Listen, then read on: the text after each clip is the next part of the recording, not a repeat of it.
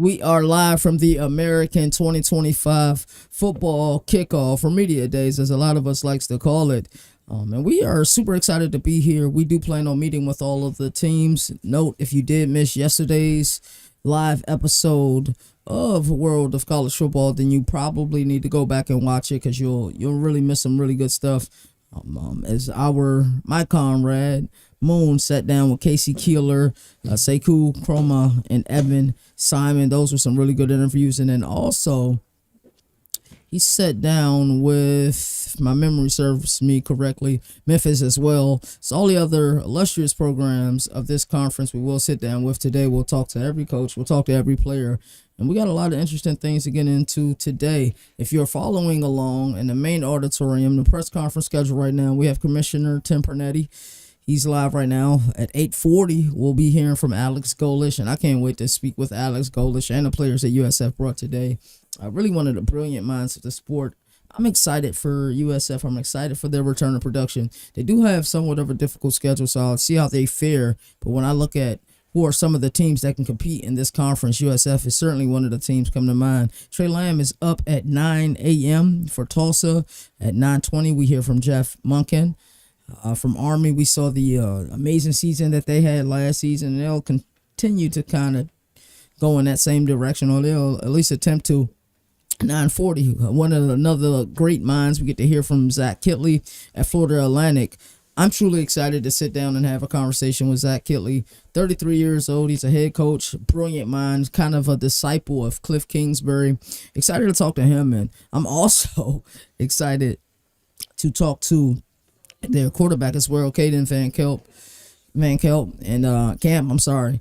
And he's going to light it up. It has to be pretty amazing feeling for Coach Kitley to have somebody like Camp as his quarterback, and for him to kind of be the coach on the field, because he already knows the system. I'm sure there's some few wrinkles that Coach Kitley has added to his system, since leaving Western Kentucky and heading to Texas Tech. But now at Florida Atlantic, if you look at a quarterback coach combo or quarterback offensive coordinator, as we like to look, Kitley is certainly calling the plays. He made that very clear in his introductory press conference that he plans on calling the plays. So one of the greatest offensive minds. You look at a guy who had 25 touchdowns, 10 interceptions last year. I can't wait to have a discussion with them. And I'm telling you, FAU is going to put up some points this year. We know that they're going to do that. And if their defense can find a way to get some stops, if there's a sleeper team in this conference, look out for FAU. So we'll hear from Zach Kitley and Florida Atlantic at 9:40 a.m. At 10 a.m., we'll hear from Eric Morris in North Texas. There's something about their uniform. Seeing them in person, they look so damn good. Excited about that. Also, shout out to our sponsors today, Bull Rush. Thank you. And shout out to Trent, shout out to Neil, and everything that they've done for us to give you guys this event and give it to you guys live. We have had some technical difficulties not having an Ethernet cord here, so we are operating off of Wi-Fi. But from what I've seen yesterday, even if the video pauses, the audio is still crystal clear. So just bear with us as we deal with that. At 10:20 a.m., we'll hear from Scott Bell and Rice. Excited to hear what's going on with Rice this year. Brian Newberry, if you look at a team, another one of those teams who they have the guy at quarterback in Blake Horvath. Navy can certainly win this conference. They're returning a lot of production. If I remember correctly, their schedule is probably middle of the road as it pertains to the conference. So you look at Navy and what they can do. That's a program that we've been credentialed for the entire season, the last few years. So we would definitely make it out to a few Navy games. We'll also have a conversation with Trent Dilfer. He'll be live on the main stage at 11 a.m. We'll sit down with him and a few of his players as well, and we'll talk shop. I think sometimes when you have, a rough start to your coaching career, the criticism comes, the boosters are unhappy, the fan base is unhappy. But I want to kind of really pick his brain to see how did winter workouts go? How did your spring camp go? What are your expectations for fall camp? And then what are some of the things you learned within the first 2 seasons that's going to truly elevate this program? Because it's all about elevation at the end of the day. 11:20, one of the hottest tickets in town, East Carolina, Blake Harrell and Company. They will enter the main stage around 11:20. We don't know what time. We have a rough estimate. We're penciled in on everybody's list to meet with their players and coaches. What time they'll happen? They can happen at any given time. And if you've been following me for a while, you know I love the live element. And I love this G5 element. I like to go by the G5 governor during this time period. So we're going to talk more about what time teams will be at the main auditorium, what time they'll be on the main stage. We're going to get a lot of interviews today. Shout out to our sponsors, Bull Rush, and we'll take a quick ad break. Welcome to Bull Rush, the ultimate arena where competition meets strategy. Bull Rush is your gateway to high-energy challenges where skill earns rewards and champions rise. Challenge your friends in fantasy sports, picking competitions where every decision counts. Prove you really know the game by climbing the leaderboard, outsmarting your rivals, and locking in bragging rights. It's a battle of instincts, strategy, and sports knowledge. Ready to make your picks? Visit bullrush.com today. Are you in? Shout out to our sponsors, Bull Rush. If you want to find out more about Bull Rush, just go to bullrush.com and you'll find out a lot of information. We're going to do some pretty interesting things with them this upcoming college football season. We're going to run a few campaigns that I think you guys, especially the college football fans of the world, will truly enjoy. I think we stopped off at Brian Newberry. No, we didn't. It was actually Trent Dilfer who was hitting the main stage at 11. And then at 11:20, Blake Harrell, a guy who wins a lot, John Summerall, and somebody who, we expect a lot of things from here at CFB Nation. With Tulane, they hit the main stage at 11:40. Ryan Silverfield in Memphis hit the stage at 12. And I'm sure there will be some tough questions that they'll have to answer from the media as far as what is Memphis' stance with the conference. Are they still looking to expand? And a lot of those things really have, nothing to do with him. But nonetheless, he will still have to face some of those questions.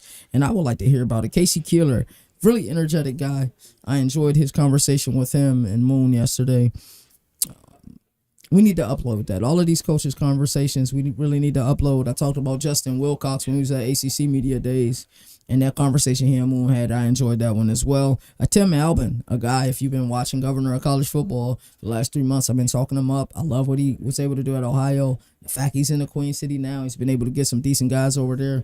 I was hoping that Connor Harrell would be here at Media Days this year. He isn't. But I will be talking to Tim Albin about, where the program is, how they want to workouts go, how did spring camp go, expectations for fall camp. That's really a question I want to ask all these coaches because I think you'll get truth.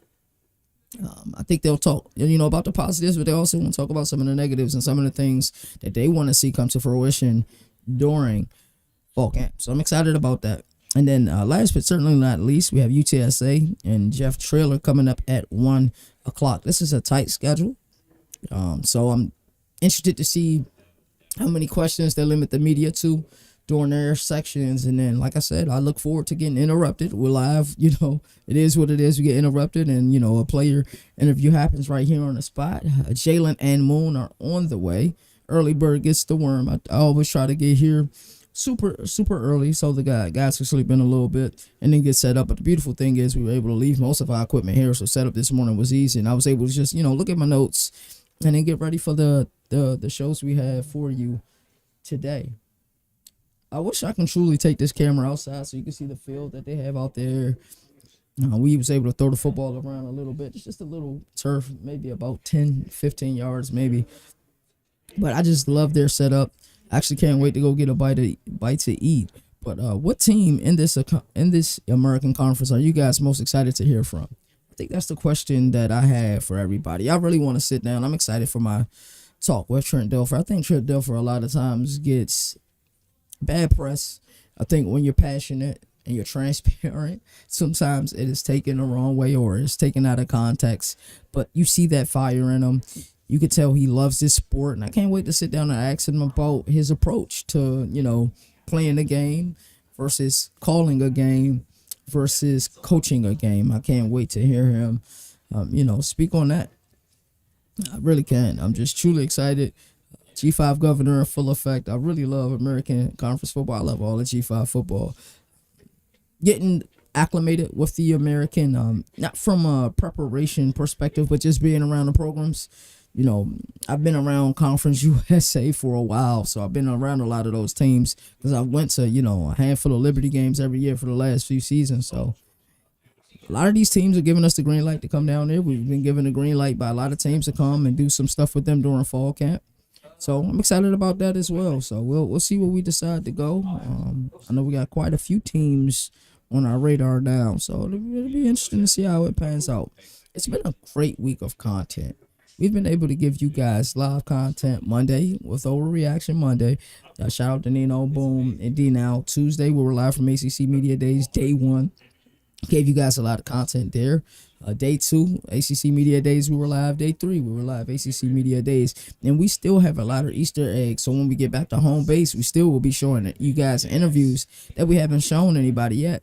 In case you missed it, I'm going to play an interview from transfer quarterback Brendan Lewis and his sit down with Moon. You guys stay tuned. This is a good one. Make sure you guys give it a watch.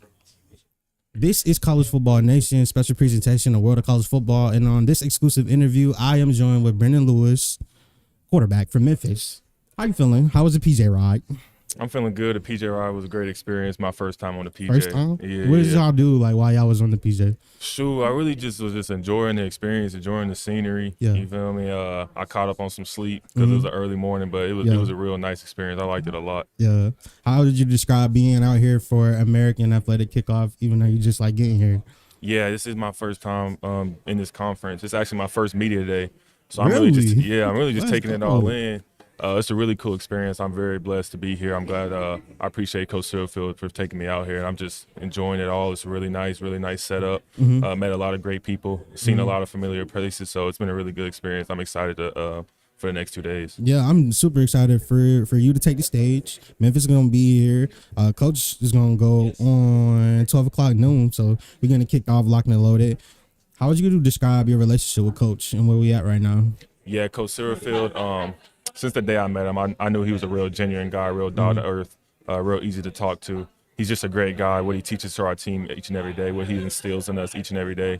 You can tell it just makes us better and better every day. And he's just, the way he coaches. I know he commands a lot, but y'all feel like y'all can grow close to him, he's a player's coach, right? Yes, he's real. He understands what we need and what we need to be able to do. He's been a coach for a very long time, so he has a lot of experience. Yeah, it's seasoned. Yeah, You're a seasoned quarterback too, man. Yeah, You've been through your bumps. Talk about your journey. Let's start Little League. I mean, did you know back then that you was like, oh man, I'm different. Like I could really sling this thing. Yeah, so I started off playing DN and then tight end, and then once I started playing quarterback at middle school, I threw my first couple passes. I was like, oh yeah, I'm definitely a quarterback. I'm gonna be a quarterback. So I just took it off from there. Middle school, started training and getting my throwing mechanics right. I've always been an athlete, so the dual threat, the running ability has always been there. Yeah, it was just me getting faster, bigger, and faster to acclimate to better competition as my career went forward. What was high school experience like for you? It was so fun. High school was really fun. I would walk onto the field and I would know I was going to make a play every time, every down, every team. I knew I was the best player on the field, and that's the confidence I want to bring. We love it, Memphis. This is our QB. This is our guy. This is QB1. Yes, sir. All right, so we got recruitment. What was your recruitment like coming out of high school? It was kind of crazy. I was getting offers from pretty much every conference. There was a lot of coaches hitting me up each and every day, coming to my school, taking me out of class. It was a real good experience, talking to all the different coaches, picking their brain, trying to figure out what school I wanted to go to. I would say it was a real cool experience. Kind of stressful because it was I'm putting my life in somebody else's hands. Yeah, exactly. You got to pick the hat.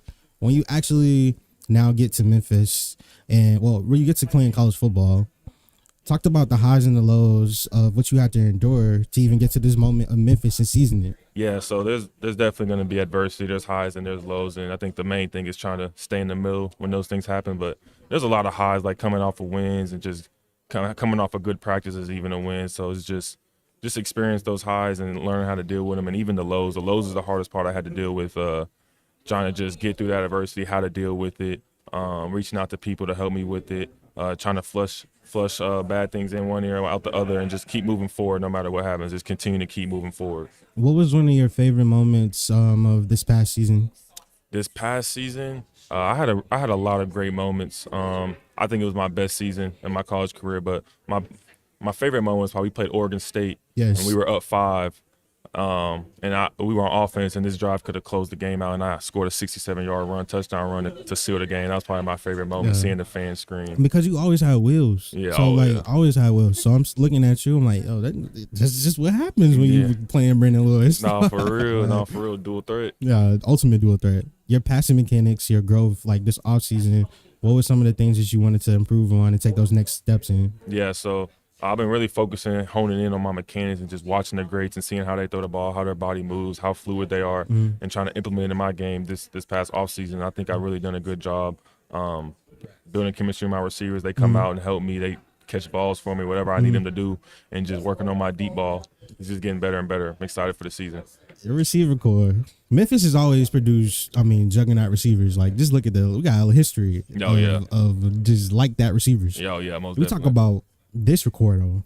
Your guys, boot some of them up. Tell us about the guys that are sticking out to you and some of the maybe like freshmen, underclassmen that you're like, yo, like we got some talent. He's going to be nice. Yeah, that whole room is just, I think they're phenomenal. They come with great speed, great strength. They're all really good. Even the young guys that came in, they work really hard. CJ Smith, Jamari, Bryce Dorsey, Brady Clues, Jakari Caldwell, Marcelo Bussey, like all those guys I just named are really good, really fast, and they all have the ability to go out there and make plays. And then the young guys that came in, they work really hard, and you can tell that they want to be here and they want to win.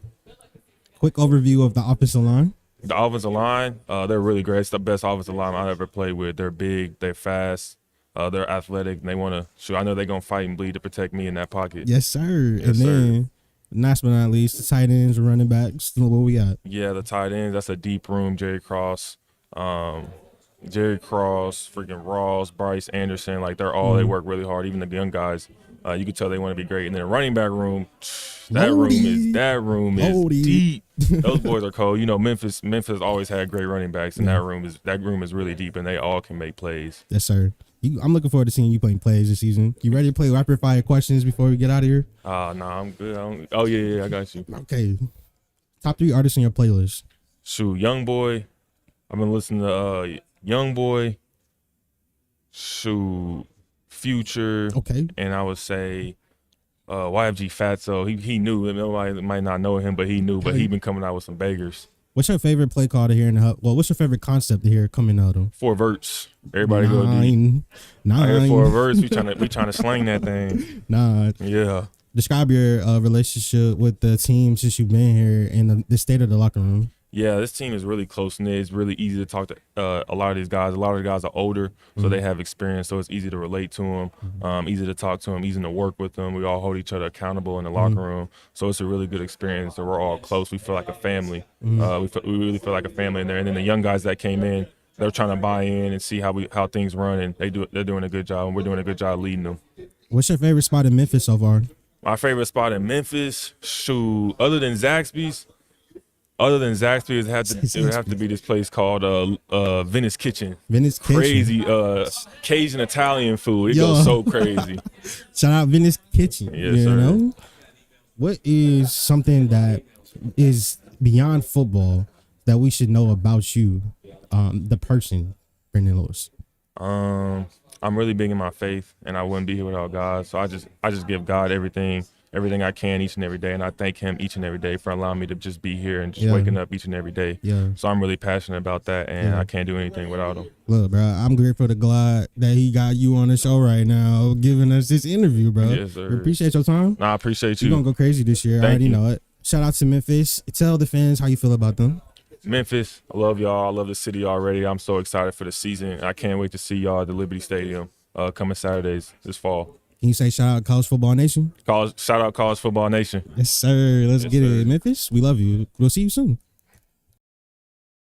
Welcome to Bull Rush, the ultimate arena where competition meets strategy.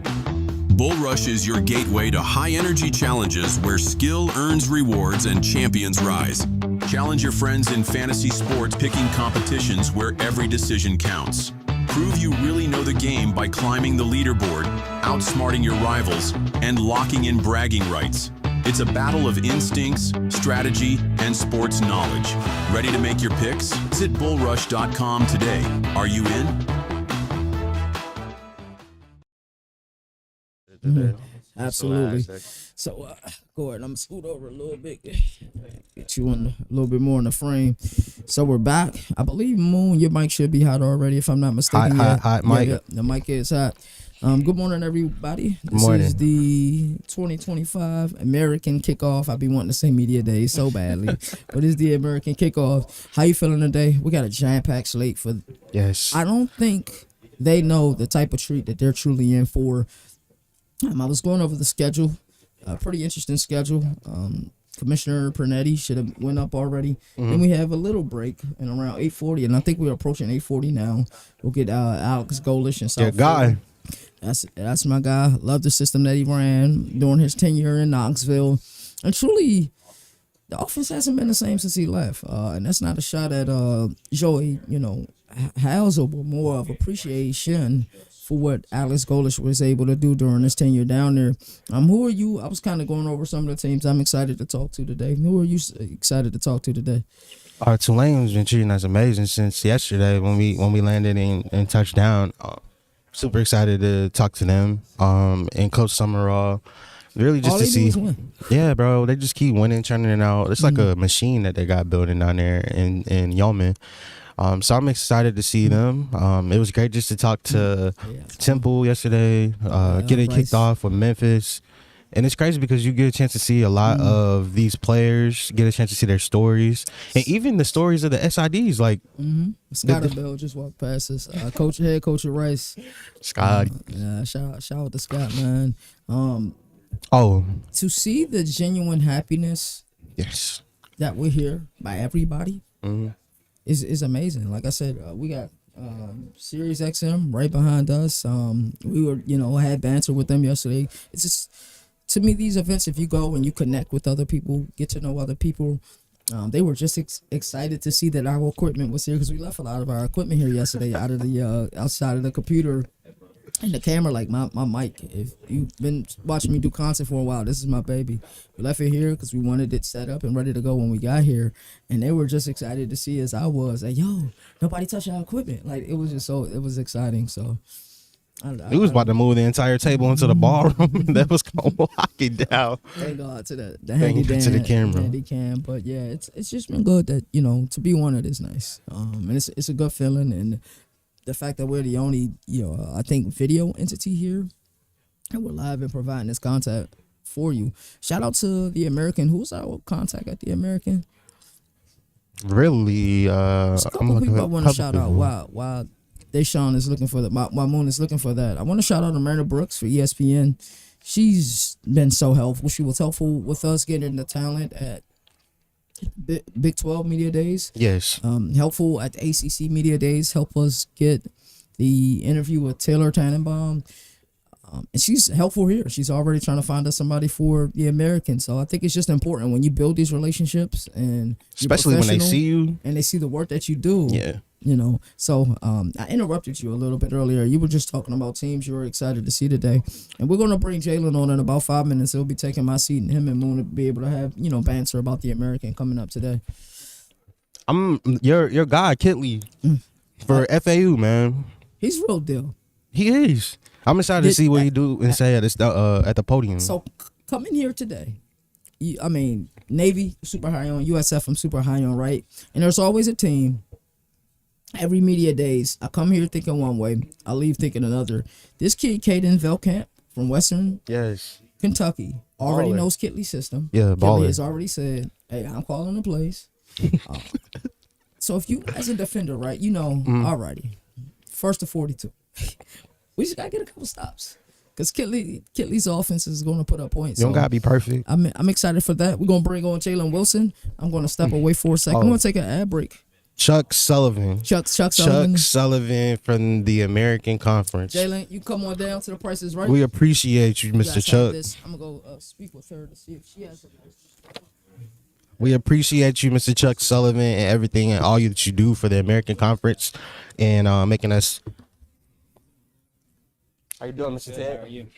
Everything rocking and rolling?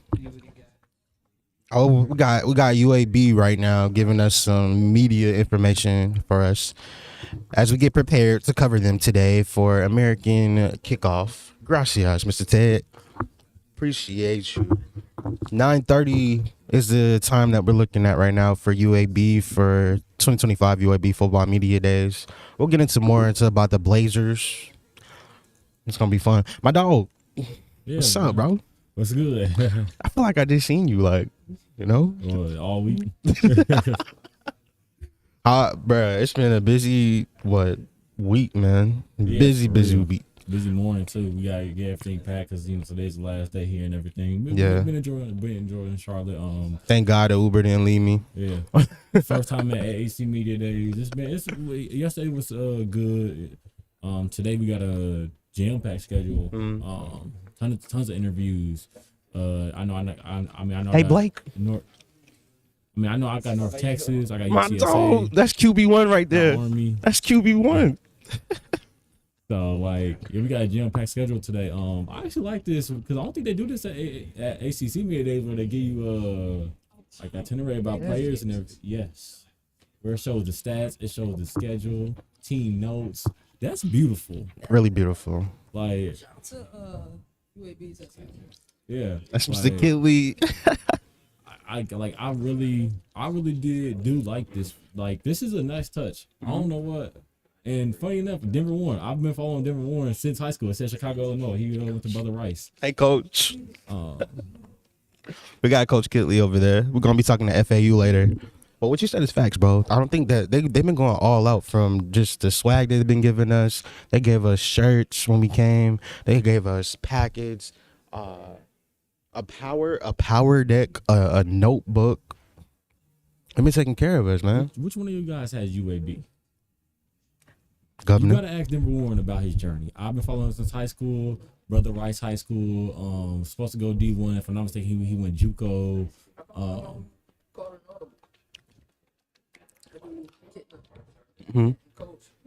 You do Denver? Because I do remember his high school days. I do remember following his recruitment. I was highly. If I'm not saying he's a 4-star coming out of high school. Yeah. Yeah. Denver's loaded, bro. I mean, as you can see, Chicago, Illinois. So Ain't from Chicago. Yeah, I remember following him in high school and everything. But I'm glad to see he's doing well and at UAB. The Blazers. No, so what you looking forward to today? I'm looking forward to our sponsors, Bull Rush, closing out the week on a high note. You know, shout out Bull Rush. I'm excited for FAU. We just saw Coach Kitley. Blake Horvath, man. Like, most of the country, they should be aware of him. I mean, he burst out on the scene against Oklahoma, so I don't really know how you couldn't see him. But if you're not aware, big dog in the conference for Navy. I'm excited to talk to them and see just how they step. And then ECU. I've been waiting to talk to ECU for the last 2 days. So just to show them love, talk to Raheem Craig and Coach Harrell, especially since him taking over in this short period of time. He's really changed the DNA of his team. So we want to know how he's had his fingerprints on this team. That's what I'm looking forward to the most. And also just the whole city, Charlotte, the 49ers, and establishing great relationships with them too. I'm excited for that. What you looking forward to the most, Jalen? Probably Owen McCown. You've been talking about Owen for a while now. Yeah, that's because I was a huge fan of his dad. I do remember watching some of his games last year at UTSA because last year was really his first season starting. He started I believe he started one game in his first season at UTSA because he started out of Colorado, of course. Mm-hmm. But yeah, Owen McCown. I want to ask him some questions. Like I said, his dad used to play Josh McCown. He used to play for the Bears and everything. You know, that's back when I was a Bears fan. So I am interested to talk to him. UTSA is just a gold mine, bro. Yeah, They just win, and yeah. Jeff Traylor as well. Oh no, you good. I mean. Jeff Traylor, I mean, you know, he's had so much success at UTSA. He built them up. He's reached a bowl game. I don't know how many times in a row. I want to say it's been like 4 years in a row he's reached a bowl game at UTSA, maybe 5 years. Yeah, like he's really built this program up. They've been really successful. He's a very good coach. He's one of my favorite coaches in college football. He has been for a couple years now. I didn't know that. That's fire. Yeah. So yeah, like I really can't wait to talk to him. UTSA is like I mean, I can catch him. A couple years ago, they was like one of my favorite group of 4 or group of 5 teams. So, yeah, like I can't really wait to talk to him. UTSA, bro, they're a gold mine. And shout out to Coach Trailer, for real. I'm excited for them as we transition and pivot. Let's talk actual of the season. I saw a little note that ECU only plays 2 games in 2 games in October. And they're both on a Thursday night. They have no Saturday games in the month of October. Yeah. At all. How do you feel about that? I know the scheduling can't be like perfect and Yeah. but the balance of it, Yeah. the balance of it is crazy. Well, I don't mind it because it's like it isn't like they're playing on a Thursday and then playing like, or they aren't playing on a Saturday and then playing again on a Thursday right after. To where it'd be a shorter week. Tough turnaround. Yeah. Is it a bye week game? I think so. Yeah, I don't mind that. Although if I'm a player, I'm kind of like, man, I'd rather have a bye week. I have a bye week in October, but then I want a bye week like in November again. They got to host. They get the opportunity to host BYU. Yeah. That's a huge game for the conference. Like, what do you think about some of these out of conference matchups that we gonna get this year? I mean, what you said, BYU is BYU. Yeah, I mean they were one of the top teams last year. Definitely somebody that stepped up and kind of surprised teams at times last year. I wasn't really expecting the band to be playing back there. That's kind of cool. Yeah, some out of conference games, like Memphis out of conference, FAU. I feel like FAU has a hard game out of conference every year. Same thing with ECU. I feel like those 2 teams aren't scared to schedule a lot of teams out of conference. Even though they know sometimes it'll be tough because they don't have the talent of the bigger teams that they're scheduling against. But yeah, I like the out of conference schedules for some of these teams. Like see UAB's out of conference. I mean, yeah, like Yeah, I'm pulling it up right now for you so we can look. yeah, Tennessee. I mean, Tennessee, Akron, Alabama State. They open the season off with Alabama State. Yeah. Don't know much about Alabama State, but I know that Tennessee game will be crazy. They better not sleep on Alabama State either. So yeah, like some out of conference games be really good. And it's really good exposure for lots of these teams. So Teams from the American will play 8 non-conference games against opponents from the Sun Belt, 7 against the SEC, 5 against the ACC. We got 4 against each the Big 12 and the Mountain West, 3 non-conference games against the MAC, and 2 each against the Big 10 and the Conference USA. And additionally, the American Conference teams will face Notre Dame, Washington State, and Oregon State, among others. So this ledger, I know the ACC gets pitted as like, oh, well, we'll play anybody everywhere, but I really do feel like the American has a chance to like really shake up the college football world in 2025. All we need is a couple upsets. Yeah. It happens every year that we don't predict. We couldn't have predicted that NIU was going to do what they did to Notre Dame last year. We couldn't predict that like some of these upsets would happen. You saying there's a chance, Jalen? there's a chance. There's a chance. Now there's always a slim chance with some of these teams, but it's a chance no matter what. Yeah. And I think what's the phrase KC say? Any given Saturday. Any given Saturday. And that's true in college football. Because if you sleep on the opponent, next thing you know, you in the dog fight with 5 minutes left, and they got all the momentum. Right. Coach Killer said it best yesterday. He said, you look at the schedule, be like, yo, we handle business. We can beat all these teams. If we don't handle business, we can lose to all these teams. It's crazy. They got 8 conference games and 25 apiece.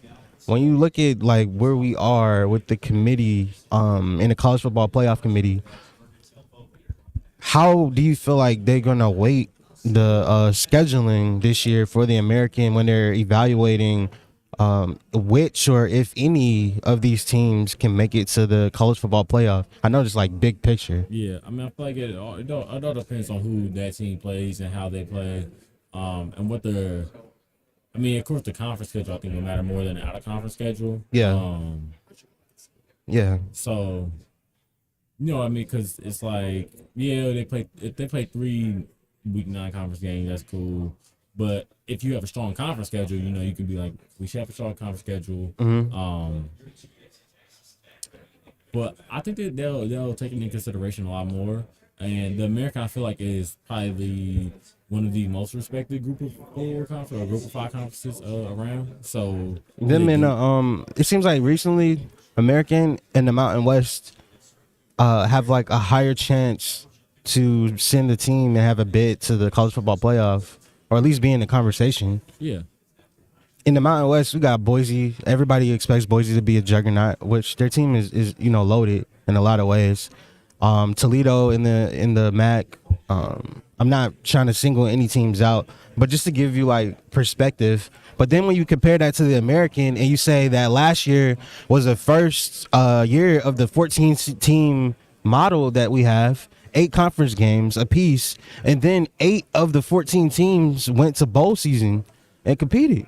Like, that's over half the conference going bowling, and we still being competitive. Like, do you feel like the state of the American Conference is in a healthy place, though? Somewhat, because you see Memphis trying to leave. It is, but Memphis is trying to leave, of course. We saw them offer, what, 200 million, 250 million to the Big 12, I think it was, and the Big 12 turned it down. So it is right now, but of course, some teams will look to leave, and other conferences will look to add some of those American teams to their conference. Of course, there's going to be suitors and callers, but how do you feel like the Americans should feel about Memphis saying to the Big 12, like, hey, take my money, please, like, take me?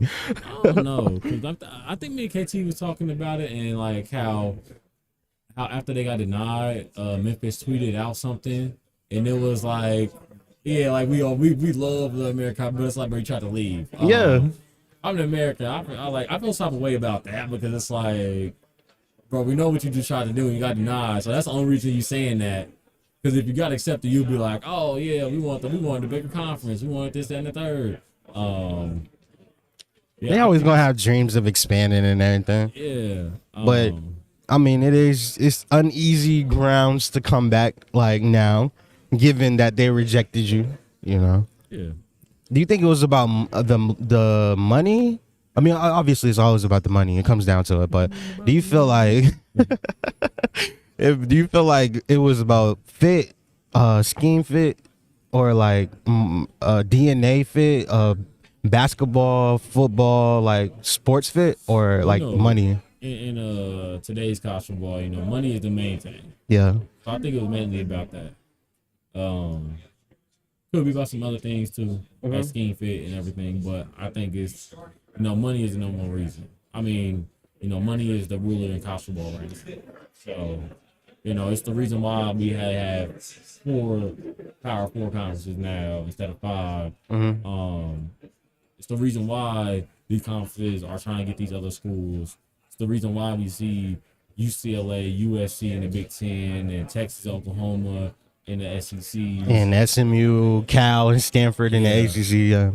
Like, it's a reason for that. So, and it's a reason why some teams from like the Mountain West and everything are trying to form like the new Pac-12 and stuff like that. Because of course they had the Pac-12 name on it, so they'll be like, we consider a Power 5, and everything. But yeah, I think it's more so about the money part. Tim Pernetti, governor of college football, did his commissioner rankings earlier this summer, and he was talking about his rankings and who we have top to bottom. Who's your number one again? No, wait, your number one was, you had I think Teresa Gold was, I think, number 2. No, 3 maybe. Tony Petiti number 1. Mark Phillips. Where you had Sankey at? I kind of knew he was. Oh, bro. So I asked that question, well, really to set the stage for it. Do you think that, I mean, of course, we're going to get more news coming out about the commissioner's address. We already talked to Jim Phillips.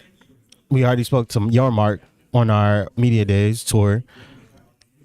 Do you feel like we're, it feels like it, and him being Tim Pernetti being in his place right now, I don't feel like he's gonna have to sell the league members, but I want to know like what their plans for expansion are, what their plans for like maximizing like their markets, and what they're planning. What do you think about it though?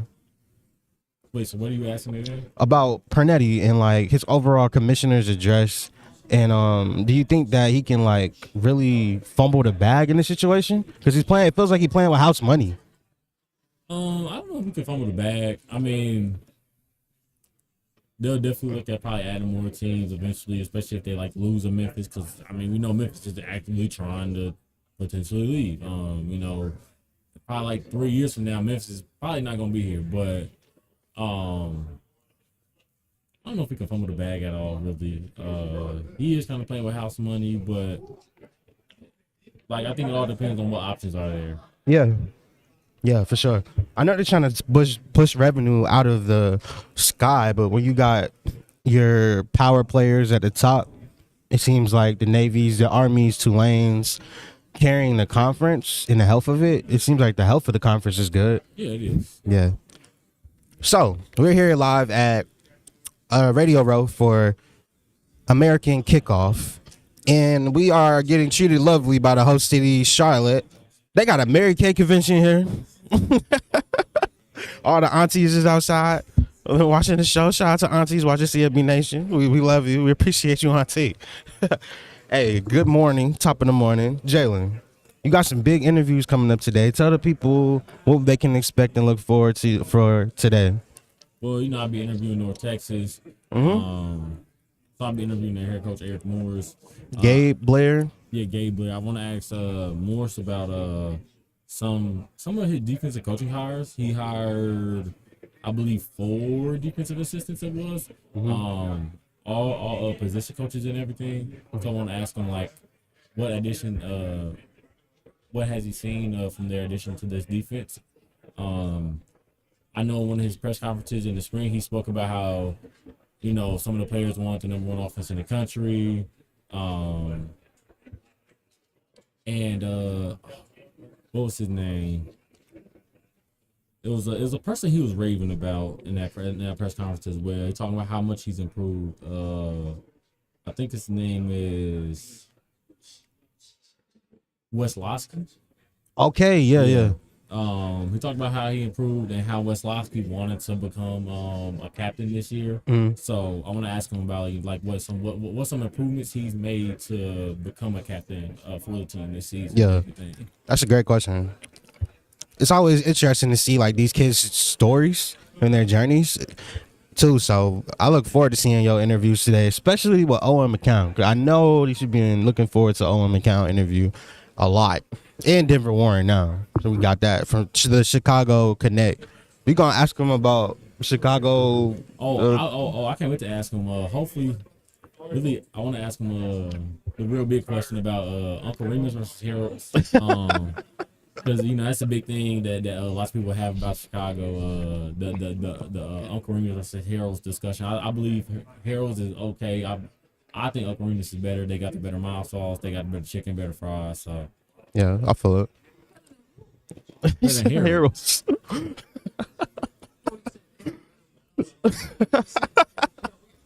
They do actually. Nah, mumbo sauce is lit.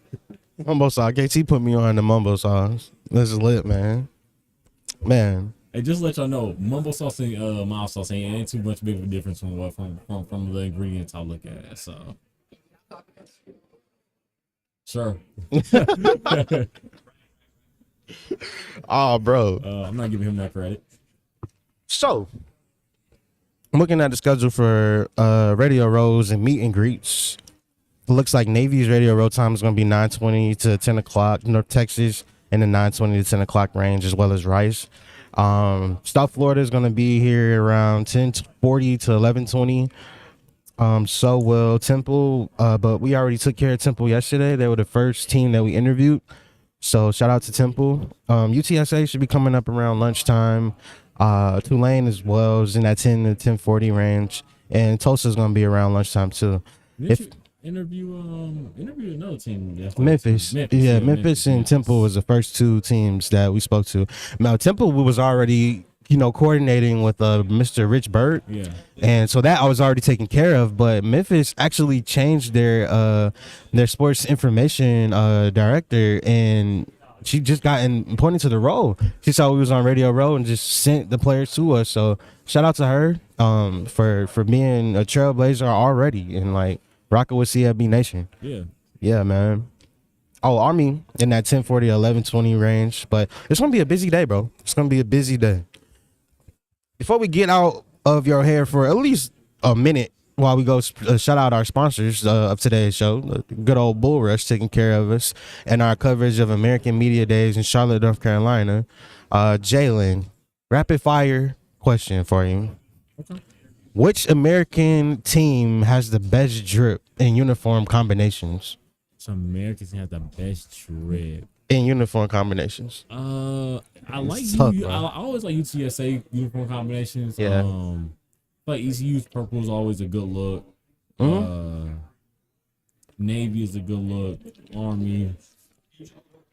Not That's- really big fan of Rice or Tulsa, to be honest. Probably South Florida, maybe? maybe. Yeah, you can. Oh my, Navy. Oh, that was Navy SID. Mm-hmm. You saying Navy? Are you looking for guests? Yeah. Hey, Governor, on the spot. You got to answer. Tulane. Oh no, I like Tulane's blue. You got to answer, or you can't go on tour. The best drip in uniform combinations in the American Conference is Navy got some good uniforms too. Navy's drip is lit. I love Navy. That's tough. uniforms, man. I almost went them. I was like, oh. I'm gonna stay with my guns, bro. Memphis got the stripes, boy. I'm not a big Memphis fan. I'm not a big fan of Memphis uniforms. Like tiger stripes.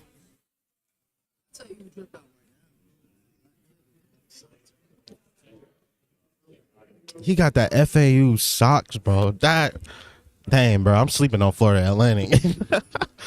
Hey, my pick is ECU. North Texas. That green? The green is growing on me. I pick ECU because of purple chrome. That purple chrome, Yeah, I love that chrome is purple. different. Yeah. Oh, bro. Yeah. Shout out to the American Conference for having us and hosting us on Radio Row for our live coverage. I think in very shortly we should be talking to Navy to get it kicked off. So time is 9:15 in the morning on Friday, July 25th, year of our Lord. Jalen, you want to lead us into our Bull Rush sponsor? Yeah, shout out to our sponsor Bull Rush today for sponsoring ACC Media Days and AAC Media Days, and they've been sponsoring us all week. Shout out to them. Shout out to Bull Rush. Yes, sir. Welcome to Bull Rush, the ultimate arena where competition meets strategy. Bull Rush is your gateway to high-energy challenges where skill earns rewards and champions rise. Challenge your friends in fantasy sports, picking competitions where every decision counts. Prove you really know the game by climbing the leaderboard, outsmarting your rivals, and locking in bragging rights. It's a battle of instincts, strategy, and sports knowledge. Ready to make your picks? Visit bullrush.com today. Are you in?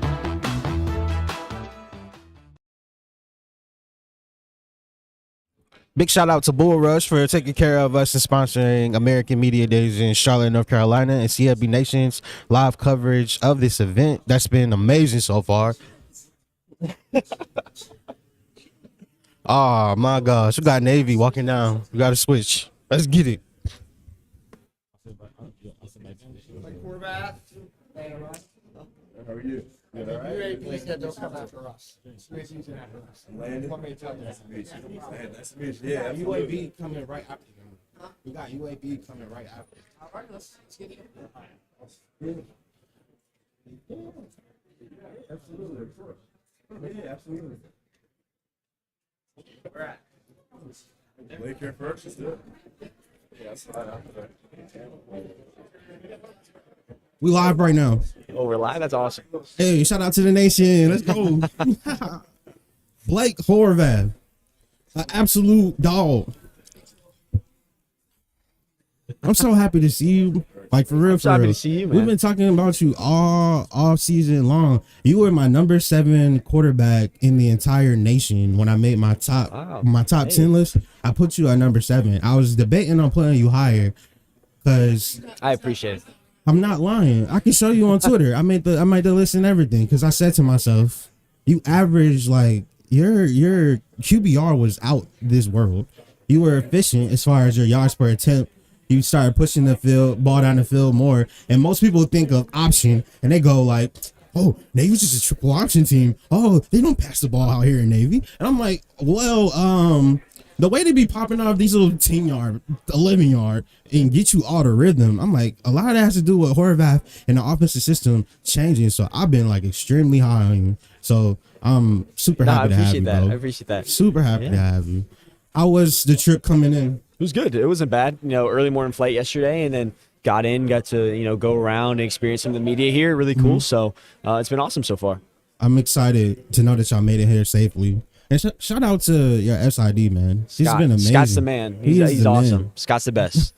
Blake, 95 yards against Oklahoma. Armed Forces Bowl MVP.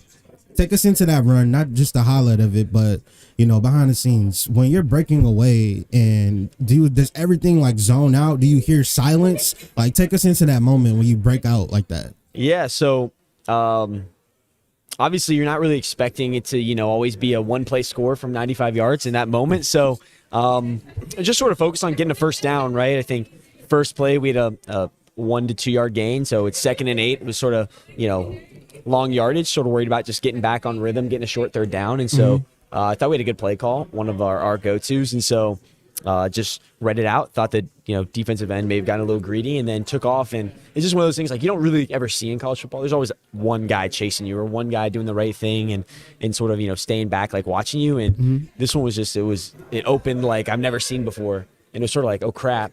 And my first thing in my mind was just take off, get as many yards as you can before getting caught. Of course, just 100% thought I was going to get caught. And then I probably, blacked out for about 30 yards. And then I can remember my teammate Brandon Chapman sort of buzzing the tower right behind me, sort of throwing a block way downfield. And then from that moment, I was just like, oh, shoot, just get to the end zone, reach out. I knew I was going to get tackled. I was cramping, everything. It was bad. But just sort of surreal just to do all that, super out of breath. I knew I had scored, so my coach was yelling at me in my headset to hurry up and get the next play in because I was real short. And I was like, oh, we should wait, coach. You're the only player in the nation with 2 90-yard runs. When you hit that second gear, do you feel like it's like another level that you tap into? Like when you hit that, because most people can't catch you when you hit that gear. I mean, you try, right? And it's a lot in the off-season training and all that stuff, but it's really just about how fast you can get from A to B, I think, because there's a lot of high-end speed just across the conference. But, sometimes it takes a little bit, and it's opportunistic, I think is a good way to put it. You're not always going to see the opportunity to really showcase your speed in a lot of sense, not like a wide receiver or running back. So when you get those opportunities, you got to hit it as quick as you can. And so that's where I think, people aren't expecting it too, which helps me. So does the name Malcolm Perry ring a bell? Of course. Love Malcolm. He's awesome. He's the GOAT. In that same game, the Oklahoma game, you outrushed an entire Power 4 defense, and you still was able to give Navy his first bowl game victory over a Power 4 opponent since Malcolm Perry. Like, we talk about the history and legacy of yourself. I know it's hard to like look at the end, but like, how do you feel about your journey as a Navy quarterback and like your body of work so far? Yeah, I think it's awesome because I think it's a good story of just. It's against sort of what college football has been the past few years. Navy's a developmental program. Sorry, big word there. And I came in as a freshman 100% not ready to play college football and not in a position to do anything I did last year. And I think it's just belief from the coaching staff, belief from my offensive coordinator and quarterbacks coach along the way to just develop me and pour into me and get me better.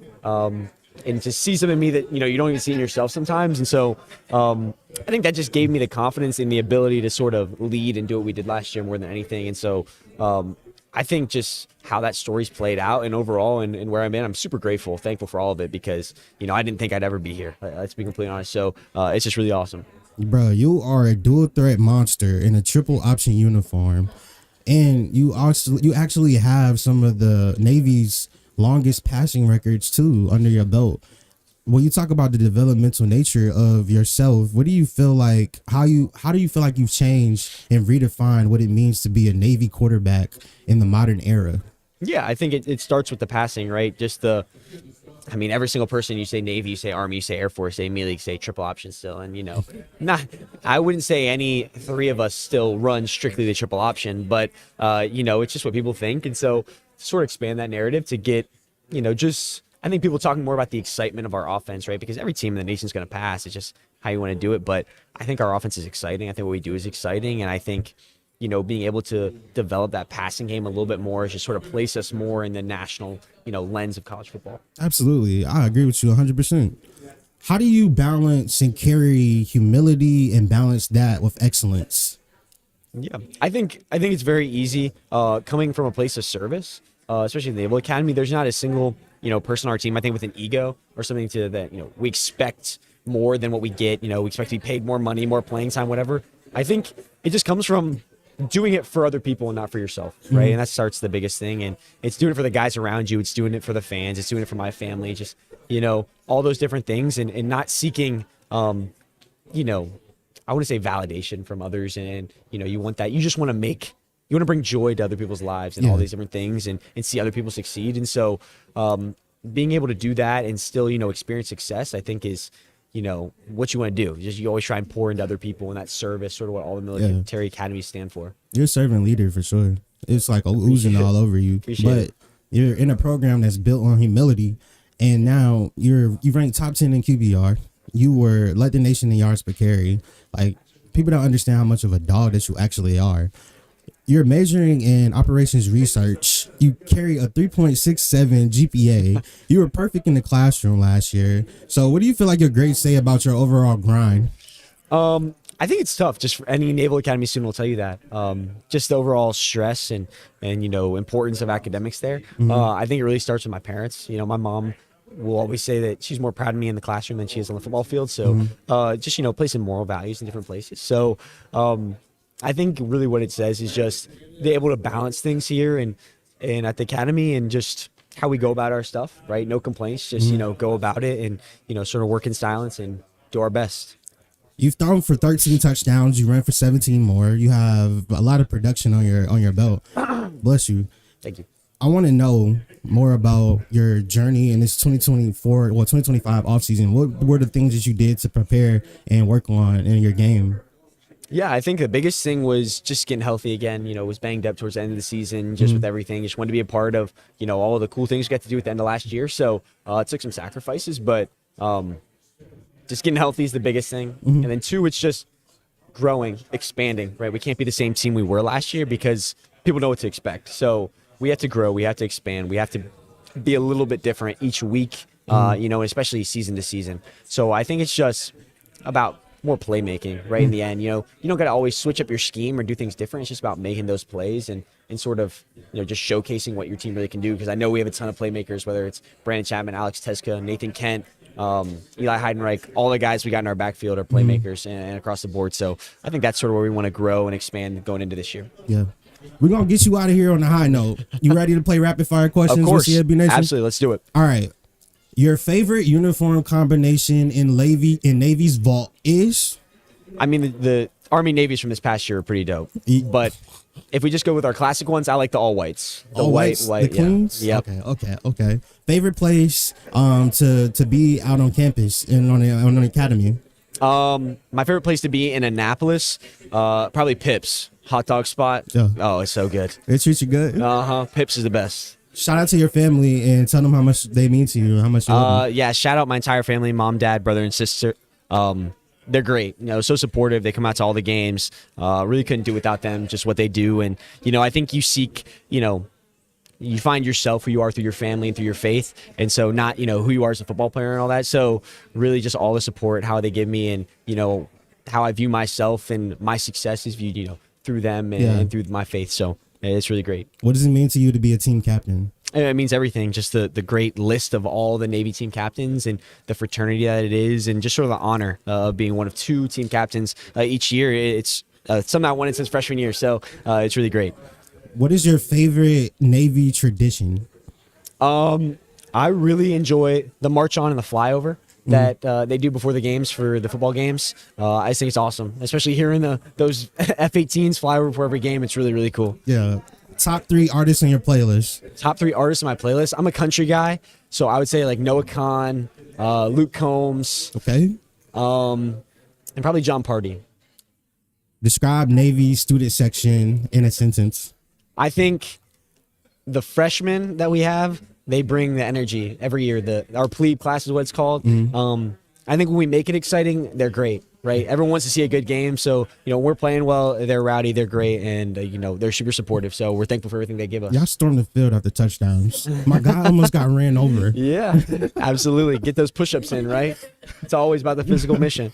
Can you look into the camera and tell Navy fans what to expect and a little love later from their QB1? Yeah, I think, just expect some of the same from last year, and, just going to take it to the next level, raise the bar. So appreciate you all. Thankful for all of you, and go Navy. Beat everybody. QB1, Blake Horvath, Navy midshipman. Thank you for your time. I'm super excited to meet you and for coming on. Can you say shout out College Football Nation? Shout out College Football Nation. Yes, sir. Landon, where are you at? Landon. Thank you. Thank you. You see? Yeah. You got a goat. All right. How you doing? What's up, my guy? Good morning. How you doing? doing? I'm doing well. Looking clean. No, I appreciate it. Thank you. Hope you can hear me all right. Yeah, I try my best. Absolutely. All right. I'm here with Landon Robinson, Sir. defensive line, Navy, midshipman. You're an absolute baller. Thank you so Shot much. caller. I appreciate it. Thank you for your service. No, thank you I for really the support. I appreciate really you appreciate it. for Thank you. protecting us, making Sir. sure we safe and everything. I know it's an Absolutely. ultimate commitment. Talk more about that commitment and like what made you choose the midshipman and obviously like to serve our country. Absolutely, yeah. When you get to the Naval Academy, you first of all that when you graduate, you're looking to serve about 5 years in the Navy or Marine Corps, whatever you choose, whatever service selection when you get out of here, right? But what drew me was truly just like the brotherhood, right? When you show up, all you can think about is like the military, which can be a lot at first, right? But once you take it in, you realize that like, man, there's a lot of guys here that really care about what they do, and a lot of guys who are stick together throughout this journey. You realize how special it is. And so when I came in, I talked to my coaches, talked to all the people around, and like, man, like the Naval Academy, I'd share a lot of good things about it. And I'm like, man, like what's so good about it, right? And then I talked to my coaches more, and like I said, they just talked about like the brotherhood and the camaraderie that you build and things that you can do after the fact that opens up all these doors. So just after that, after hearing all that, I was truly like, man, The odds just started swinging I more was and more. like, wow, like this truly is something special. And then it just drew it to me, and then here we are. So I'm super thankful, super glad that One of the best decisions that you made. One of the best decisions of my life, absolutely. Yeah, I can tell. How has the Naval Academy helped strengthen you and your core, as a man, as a human, as a person of faith? Absolutely, yeah, absolutely. I definitely, faithful. I would say I'm Christian as well, but yeah, very, every single day, you go throughout the academy, and there's a lot of other people who are, very, faithfully driven. So a lot of people who are just like-minded in that aspect. But every day you're around people who want to be the best at whatever they do, who are driven to, do great things. So just being around that just grows you as a person. When you're around people that want to get better, you get better. So that's just something that I've always, appreciated about the Naval Academy. And there's so many great people around. So that's driven me, and that's made me grow as a person, just being around so many great people. Describe how your relationship with Coach Newberry has grown from when you first got here to where we are now at American Kickoff. Absolutely, yeah. Coach Newberry, when I first got in, he was the defensive coordinator. So I've only talked to him like a few times, right, like over the phone. And then I talked to him in person a few times. So never really knew him, never really talked to him personally. But, being as a head coach, like you have a lot more, you got to cover a lot more base as a head coach. Yeah. So I definitely, started talking to him a lot more. And I realized like, man, like he really is such an amazing guy, such an amazing coach. Because you really don't see all the things that happen under the radar when you're not really playing, you're not really getting out there, right? But as a captain, as a player for 4 years now at the academy, you just realize just how great of a person and coach he is. Yeah, you feel like he has like the ultimate trust in you and like Blake and the rest of the boys. Absolutely, yeah. He trusts us, especially last season and everything. He trusts us to run all different type of plays, all different type of fake plays, like fake fun stuff like that. Just like all different types of trust that he has in us to make the right call and do the right thing. So yeah, just ultimate faith. So, yeah. So thanks. Talk to me about your growth and your ascension in this offseason, and what are some of the things that you wanted to work on in your game, because you're a beast when you strap it up, man. Yeah, I appreciate it. Yeah, no, I think one of the biggest things I could work on is just my pass rushing ability. I think in the run game, I feel like I got pretty good grasp of that, right? Obviously, I can be more sturdy and get a little stronger, which I've been working on this. But you've been working on your base, like your base is strong. Yeah, absolutely, yeah, definitely that's important and strength and everything. But I think the pass rush game is something that I can, be even better at. Just be able to get back in the backfield and affect the quarterback, especially with having a younger secondary this season. Guys may not be as experienced; they're ready to go and they'll be fine. But with guys who may not have as much experience, I can help them out by just getting in the backfield and being disruptive. So yeah, super excited for that. Yeah, take us into your off-season training program for the team. Yeah. Like, what were some of the moments that brought y'all closer this off-season? No, every week we do something hard, right? Obviously, like multiple times a week. And, there'll be days where it'll be like a Friday morning, right? We'll be in there at 6 in the morning getting ready to go run. They call it dominators. It's pretty much just, what's it called? Like suicides. running back and forth, 10 and 5, 15. So hard stuff like that, right? We're either doing that or we're pushing the sleds, right? Pushing heavy sleds, 600-pound sleds, some mornings. So stuff like that just brings you closer together. You're tired, your legs are sore, you can't really feel them, they're numb. And you look around, you see your guys with you. So your brothers, man. Yeah, your brothers are going through it with you. So stuff like that just brings you closer together. And then when you get done with it, you're like, man, like we got better today. So you can look yourself in the eyes and be like, okay, like we got better as a team. So stuff like that is just awesome. On a scale of 1 to 10, what would you say that your team chemistry is right now in the locker room? I'd say a 10. I'd say a 12 actually. It's awesome. Yeah, especially you guys all go through hard things, not just in football, but at the academy as well, just on a daily basis with our schedules. So going through that together, and then you go on the field and do hard things, you just automatically just become closer. So. Take us into a schedule of what it's like to be a Navy midshipman officer. Yeah, it's awesome. It's busy, but it's awesome. Like, so you start up, you wake up in the morning at around like 6 in the morning, right? You go eat breakfast, and then you pretty much go from class. So in a normal, academic day, you go to class from 7 all the way till 3, 4 in the afternoon, and then you do that, and then you go over to practice. You have meetings. In the middle of the day, right, you have like a little lunch break. Okay. But in that lunch break, we'll eat lunch, then we'll go watch film with the team. So you're getting a little bit of football in throughout the day. So you go watch that film for a little bit, then you go back to class all the way till 4. And after that, you get done, then you go practice all the way till around 6, maybe 7. And after that, you go back to your shower up, go back to your room, or eat dinner, go back to your room, and then you do homework. So busy day all the way till like 9 o'clock at night. So it's nonstop, but it's very rewarding. So it is rewarding. It's worth it. Yeah. I really appreciate you giving us more understanding and backstory, because there's some people in the audience that might not know like what it's like, what y'all have to actually go through on the football field and straight ball talk. Tell me about the defensive line and the health of the defensive line room. Yeah, in the defensive line, I think this year more than ever, we have so much depth. We got some young guys who are, ready to get after it. Same with the secondary, like I said earlier. But, it's awesome. The guys who, we've been putting in a lot of work this offseason, lifting, running. I've been trying my best, as a leader in the defensive line room and on the team in general to make sure we're getting the extra work in, make sure we're going and running after a lifting after practice, like not just with our Coach K, he's our strength coach, not just lifting and running with Coach K, but doing it a little bit after, right, just to build that strength, get that extra work in so that it'll pay off when the season comes. So that defensive line room, we're always working on our technique. We're always working on, with our position coach, Coach Hall. He's always telling us different things we can do to tweak our game. We're watching film on the pro guys, how they do different things, and then we're rewatching the film from last year to see what we can get better at. So, fire questions before we get you out of here. Let's do it. Yeah. We'll shout out to CFB Nation. Special shout out to our sponsors for American Media Days, Bull Rush. We're gonna talk about them soon. Favorite uniform combination that Navy has in the vault? Ooh, and then for us, football. Yeah, for football. Ooh, I honestly, the Jolly Rogers was my favorite. I love the Jolly Rogers uniform. This past season, it was super sharp. I That loved was fire to Yeah, see I y'all pull out the appreciate it. Jolly Rogers. Yeah, Like the thank way you. y'all did it with the social media was it. fire. It was awesome. Yeah. What does the student section, if you had to describe them in like one word, what would you say? Ooh, student section, one word. I'd probably say, I say just bought in. I think, well, that's 2 words, but driven. I'd Driven, say, yeah. yeah, because they show up, every single home game. They're ready to go, and they, like I said, they're people who want to see results. People who are, military people. They want to, see action. So we get out there. They're driven. They want to see a win. So yeah, they're super awesome. Bring a lot of energy every single game. So yeah, they're awesome. What do you like to do in your downtime when you're away from football? I like to lift. Blake will tell you, I'm a big lifter guy. I like to work out. Like to do stuff that's going to improve, my body physically. Sometimes I like to read. And sometimes I like to play video games with my little brother. So yeah, definitely. I like to play video games and lift. That's probably about it. What type of games you like to play? I play some Madden. I play COD a lot. Yeah, I play a little bit of that. No, it's fun. Yeah, I play all that stuff. All the sports games, I think, are very fun to play. Yeah. All right. So if you had to choose between a strip sack fumble or a big man pick six, which one are you picking? Ooh, I love a strip sack. A You know what I'm strip saying? sack fumble? I think big man fumble's cool. They can pick up the ball, getting the ball in your hands. But man, getting the quarterback is like nothing in the world. You know, especially when you get the ball out. I had one last year.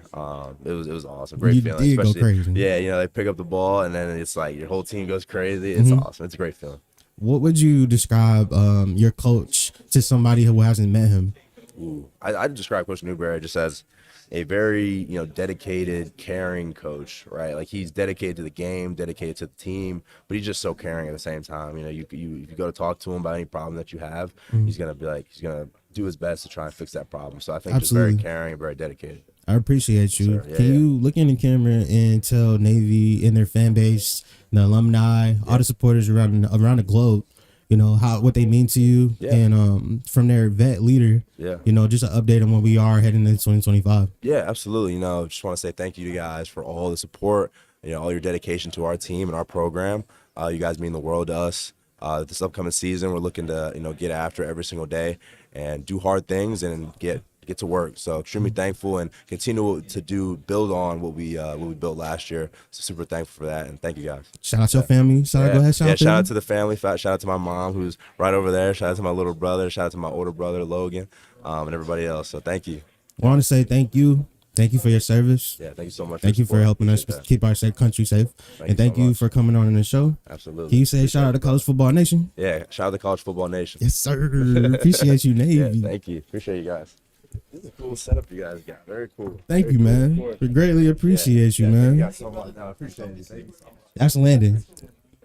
And this is CFB Nation live at American Media Days in Charlotte, North Carolina. Shout out to our sponsors, Bull Rush, Bull Rush, Bull Rush. Welcome to Bull Rush, the ultimate arena where competition meets strategy.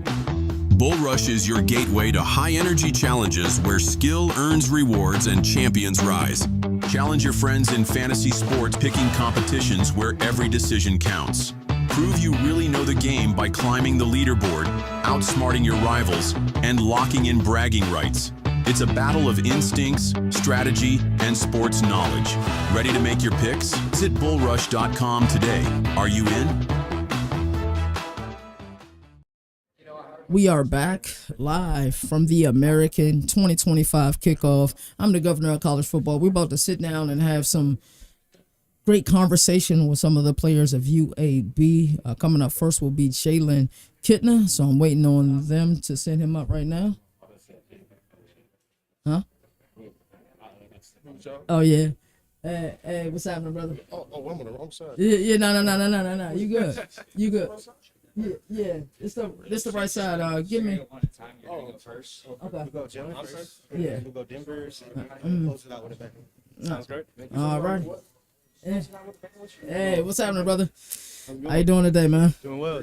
All righty, we got quarterback, UAB starting quarterback, Jalen Kittner. How you doing, man? You doing pretty well? Yeah. All great righty. day. So I'm excited for the season. I'm excited for you all's program. Talk to me. What's it like being a legacy athlete, and what was it like being the son of an NFL quarterback? For me, it was. I didn't know anything different. So no, I mean, really just growing up and having somebody there that's been through it, and he's like, man, I've made all the mistakes for you. So so he's like, man, I know what to do and what not to do. It's good to have that. It's good to have that guidance for sure. But no, I mean, just beyond that, like, he's an amazing father. And, beyond football, like, man, he means so much to me. So I think, it's more about what's off the field with that. That's incredible. So I love to talk about great games. So you had a game last year versus Tulsa, brother. Talk to me about that game. You were 25 of 32, 78% completion percentage. 6 studies. Like what did you eat that morning? Like, you ate your Wheaties that morning? Like, was there a quarter you realized, like, hey, I'm in the zone, I'm about to go off? Like, talk to me about that game. I think that was just kind of a culmination of, again, that's what we should be doing. Right. And I was just getting it to our good players and letting them go. So no, I mean, our coaching staff puts together great plans and stuff like that, and we were hitting that day, and we were rolling, and so they kept calling it, and we kept going. So I think that was kind of what happened. When you're in the zone, do you black out? Are you even like cognitive of the fact that you're going crazy, or you just you're hearing the play called in your ear and you just delivering the plays? Like Yeah, what is no, that like? I don't try to get too high or too low. Like, stay even cool. I like to stay just like this.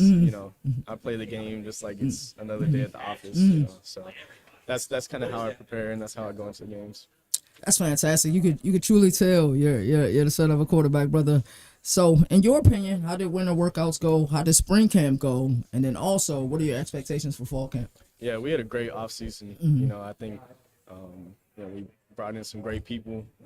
I think that the guys worked really hard, and we've worked really hard to build the right culture around here. And we got guys that are really hungry, that want to win, that are the best interests for the team. And so I'm really excited for this year and seeing just the culmination of all that stuff coming together. In 5 words or less, describe your head coach, Trent Dilfer. 5 words or less. He's passionate. He's real. He's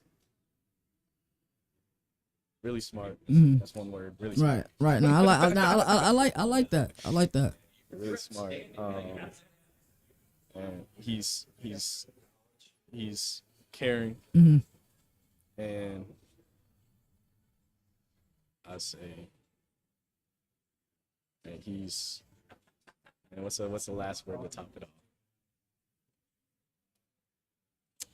It's a good word for this. I would just, I'm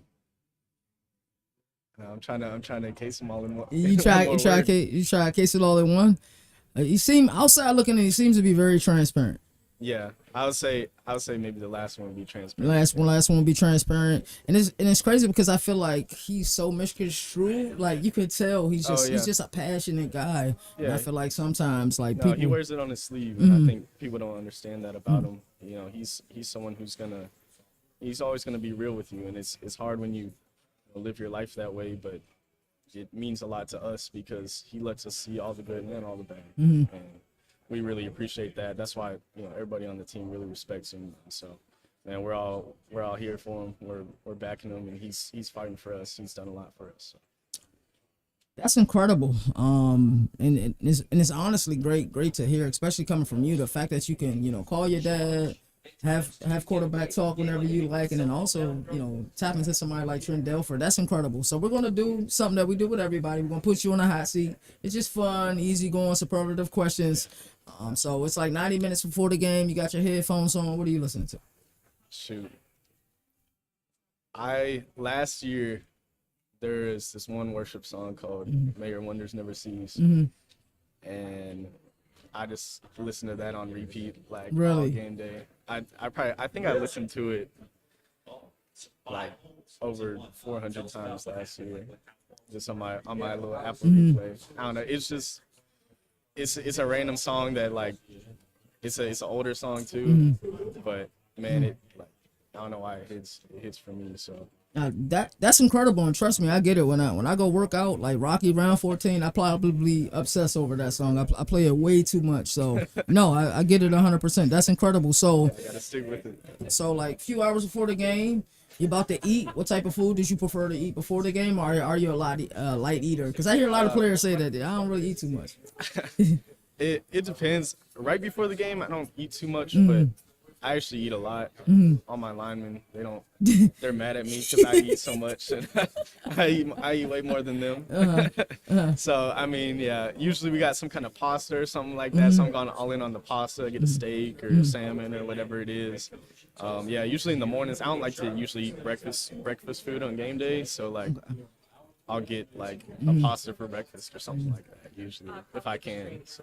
Are you superstitious at all? You got like a sleeve you've been wearing for a while, or like, No, not at all. Not Shoot, superstitious I think at all. that the field, like, it speaks for itself. Really? I think that I don't I don't know. I think it's just all it's all in what's actually going on out there. I feel like if I were you after that Tulsa game, everything I did that Saturday, I would have done for the rest of the season. I promise you. So, talk to me about maybe somebody up and coming in the program, maybe an early enrollee. Maybe it's someone in your quarterback room or a wide receiver that's young that you feel like, hey, that's somebody we need to watch out for this upcoming season. Yeah. No, I mean, shoot, our wide receiver group is great. Like, we got some guys coming back and some new guys that are going to be, real special for us. So, I mean, y'all are going to watch that. But someone who's going to blow up this year for sure is Solomon Beebe. Wow. His older brother, Lee Beebe, played for us last year. And Solomon, he's just different. He's got it. Yeah, he's different. He's like, I could 100% guarantee you that dude's he's gonna make it happen this year.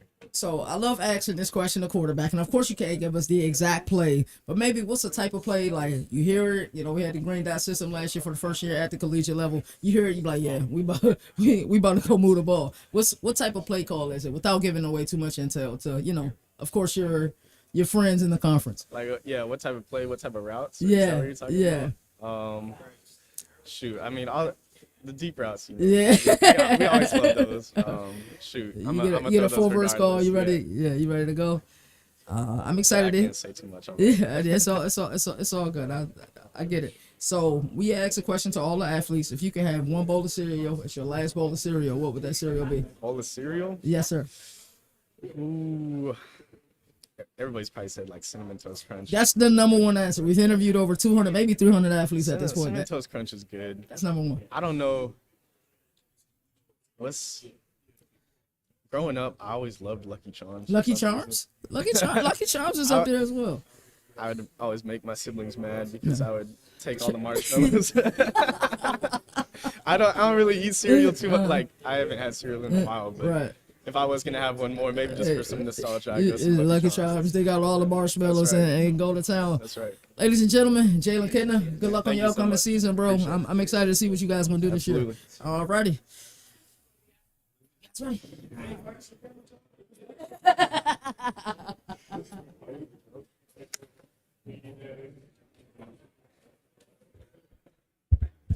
Welcome back, Denver. We are live. Just to let you know, I don't know if you knew that. Yeah, we are live. Guys, this is Denver Warren, defensive tackle, UAB. How you doing today, Denver? I'm great. Yeah. Super blessed. Yeah, we was over there chopping it up a little bit and everything. Good to hear you've been doing good and everything. I want to talk about, because I've been following you. Like, I followed your recruitment and everything. I remember when you were being recruited by one of the top schools in Illinois, one of the top schools in Michigan. So I've been following your journey. Started at Bowling Green, went to Independence. Now I believe it was New Mexico State, Yep. And then last year you were at Sam Houston. Yes, sir. I want to ask, like, how did all those stops prepare you for the moment that you're gonna be up against this season? I feel like they all had their different ways of preparing me, from struggle to seeing what I want to be in other players, like some of the older guys. So I feel like every stop that I've made, I took a little piece from everywhere and able to put it all together and become like the best player I can be for this year and for UAB. Yeah, and like I said, you started at Bowling Green, went to Independence. I want to ask, like, what advice would you have for players that started at that Division I FBS level and then had to go to JUCO? I would say keep going. Don't nobody opinion matters but yours. If you know what you got going on and you know what you want to do in life and what you want, pursue it with all you got and just keep on going every day. Stay mentally strong. Talk to your loved ones or whatever to keep you going and know who you do it for and just keep on grinding.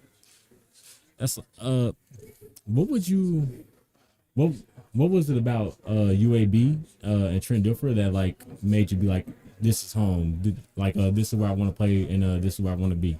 The coaching staff and the program is very genuine.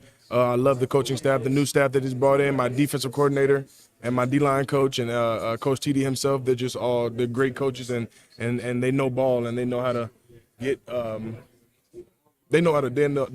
they came from the next level, so they obviously know how to put products in the next level. So I'm definitely trusting their process and following their footsteps.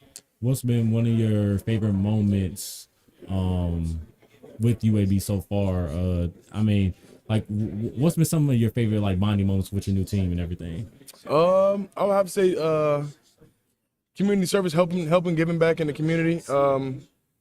With some of my teammates and everything, and I traveled to Paris, friends with my teammate Nigel Tate, the other D tackle I play next to. So we build a real strong connection and a relationship, so we can trust each other and play with each other side by side and make sure that we get business handled this season. Yeah, was there other things y'all did like I know some people we talked to say like paintball. Maybe they had a cookout over the coach's house and stuff like that. We've done that. We've had cookouts. We've had our little pool parties and stuff like that. Team bondings, getting the team chemistry together. Yeah, definitely. What's been your favorite spot on campus? Favorite spot on campus? What food wise? Let's say chill spot, food spot, chill wise. I don't really do too much when I'm in town for real, like chill wise, I guess. So like I really just kick it with my dog. Yeah. Just stay out the way. I don't do too much nothing. And food wise, I would have to say. He is from Chicago, so it's a little difficult to compete. They got some decent little food. It's a barbecue spot out there. I forgot exactly what it's called. Man, I forgot the barbecue spot called, but that's like the best food I had. So they had some really good ribs.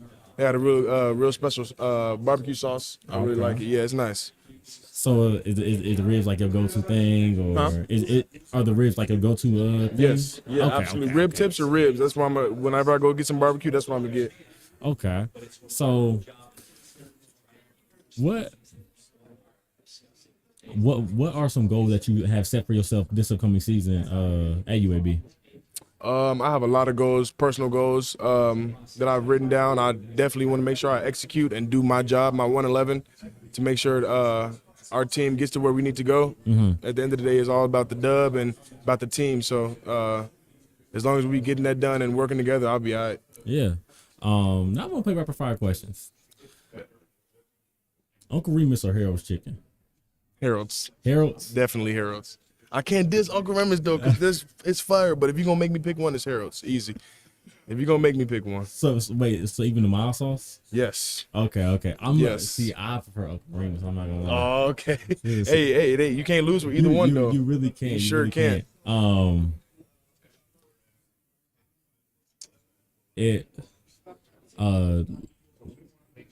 Have you played with yourself on College Football 26? Yes. Do you agree with your rating? No, I don't agree with the rating. It's all good though.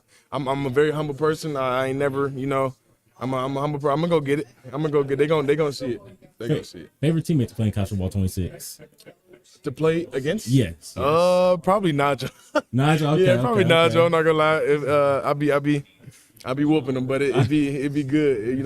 We be getting it in. So they know back and forth. Like it definitely back and forth. It's definitely back and forth. But I go on like a 7-day streak where it's just he can't do nothing with me. Yeah, I hope you don't see this, but yeah, I'm just telling the truth. Okay. Favorite moment at UAB so far? I would say just building my connections and my relationship with my teammates. Building those bonds and letting the guys know that they can trust me, and yeah, just building that connection with my guys. A message that you can send to all the UAB fans out there. Don't miss a game.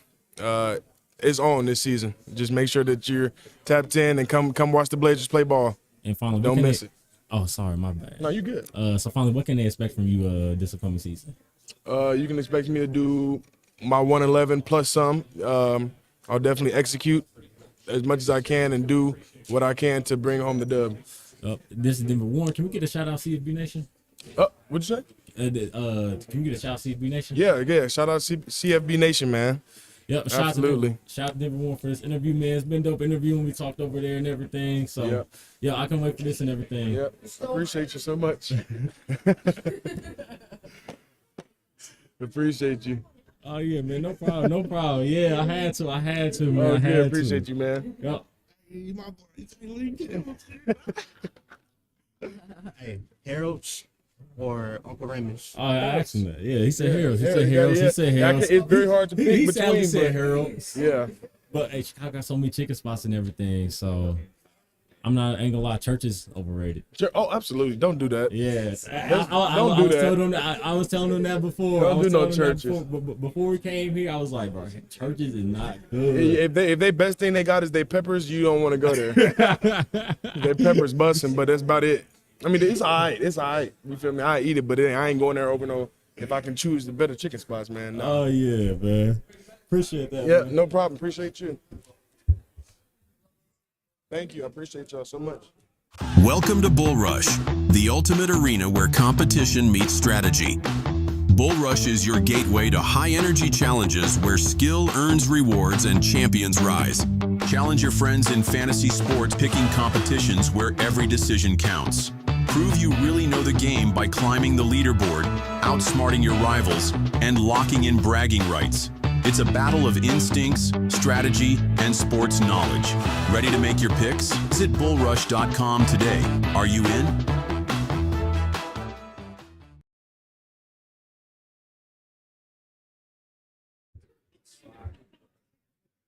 Welcome to Bull Rush, the ultimate arena where competition meets strategy. Bull Rush is your gateway to high-energy challenges where skill earns rewards and champions rise. Challenge your friends in fantasy sports picking competitions where every decision counts. Prove you really know the game by climbing the leaderboard, outsmarting your rivals, and locking in bragging rights. It's a battle of instincts, strategy, and sports knowledge. Ready to make your picks? Visit bullrush.com today. Are you in?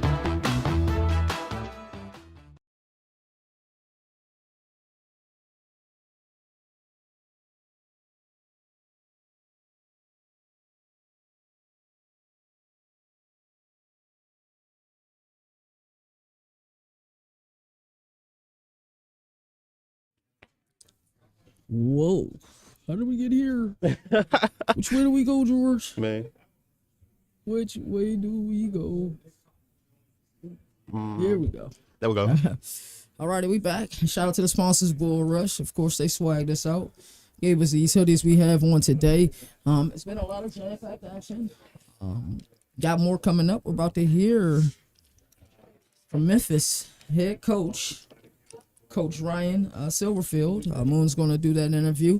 I know he is prepared and ready to go. Been talking to a lot of coaches this week. What's been some of your favorite coach speak conversations? I don't know what it is, but coaches just seem to give me like coach speak galore.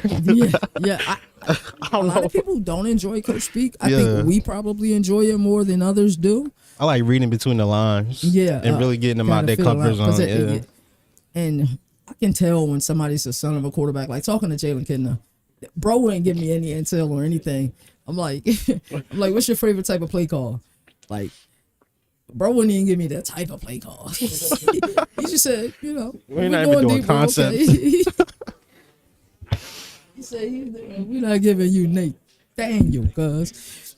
To me, it's been amazing to see the fan interaction that we've had. You see how happy these parents are to see, hey, our kids are live. How impressed people are the fact that we are actually going live, along with video covers. Nothing we're chopping up. You guys are seeing everything from our perspective.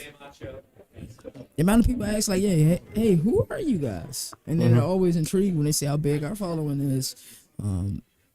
It's been your funnest experience so far. It don't have to be the American. ACC, just your fun. You can even be from the Big 12. Just your funnest experience, most fun experience you've had. You know, the 2025 cycle of media days. Dang, that's tough. Because I just have so many memories popping back. Well, just give me a couple to pull from. When we got photo bomb, video bomb by Chip. And she said, "Chip, you want some popcorn?" Mascot. Chip want some popcorn. That was funny. Yeah. Being able just to see the Coach Prime effect, even though Colorado a whole another feeling, but the Coach Prime effect, it was like everybody stopped what they're doing to make sure you go listen to what Coach Prime said. Everybody left Radio Row. There was not a seat filled in Radio Row because everybody went to the main stage. And wow, look at this. Sun goes down and things get crispy in here. Hey, please stay like this. I think my favorite moment was we weren't 100% sure if we were on Radio Row at the Big 12. We were prepared to be on there because we were getting a lot of Radio Row emails. We prepared not to be on there. And, you know, either way, we had a plan of attack. If we weren't there, our plan of attack will be meeting with the schools, broadening our horizons as it pertains to our 2025 tour. And if we were, ball game, right? So we're walking and we're looking. We're seeing ESPN. We're seeing Killer Frog. We're seeing, you know, Fort Worth Star. We're seeing all of these entities. And I don't know, I had bad vision, so I know one of you guys seen it first. It was Mike. It was Mike who saw it first. He was like, we right there, and we all looked at each other. It was just like that. Get coach here when he's done there. Okay. He has to be on the podium at 10:40, so probably 10:35 hard out. Hard up. Yeah, Okay. 10:35. We got Coach Silverfield coming like probably within the next 5. Okay. I'll have him for like 10 minutes, and Okay. then we can do Coach Newberry right after, hard out 10:35, so make sure he gets his obligation. Okay. Alrighty. Shout out the American, man. It's been beautiful talking to these programs, SIDs. Mr. Scott is just amazing. Hey, shout out to Mr. Scott, Mr. man. Scott is amazing. If you don't know him, world class, you know?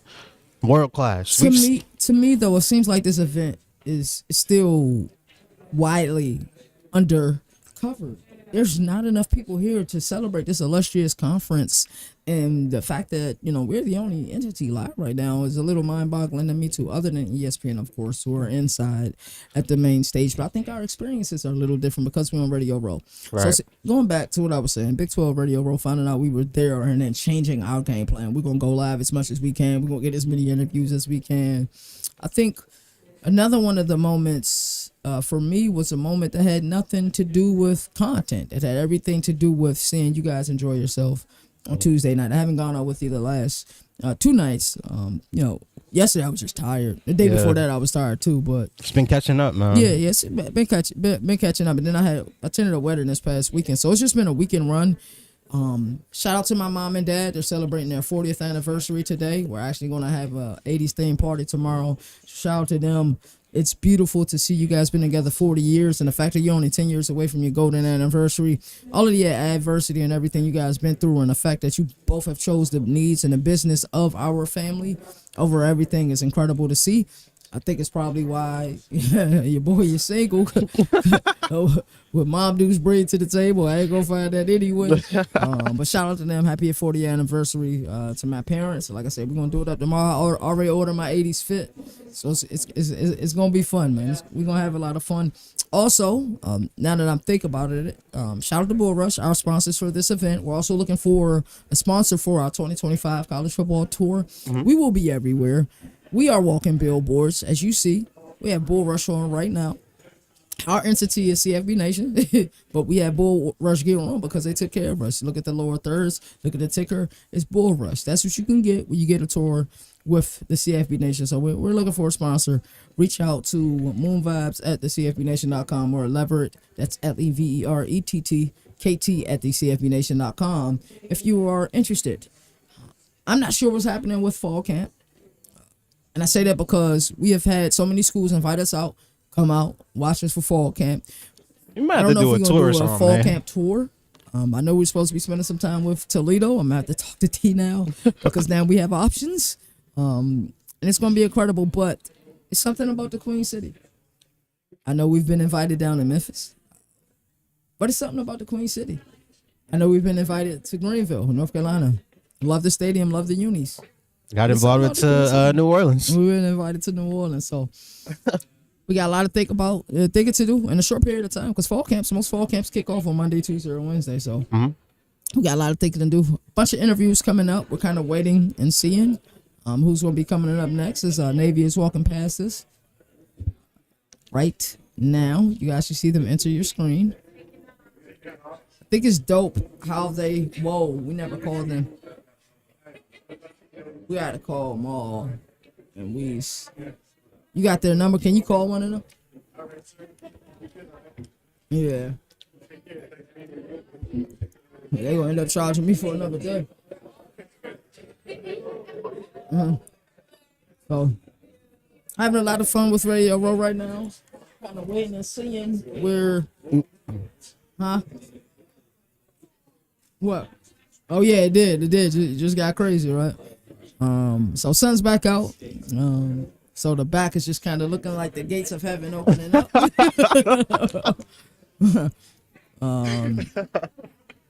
Stairway to heaven is that way.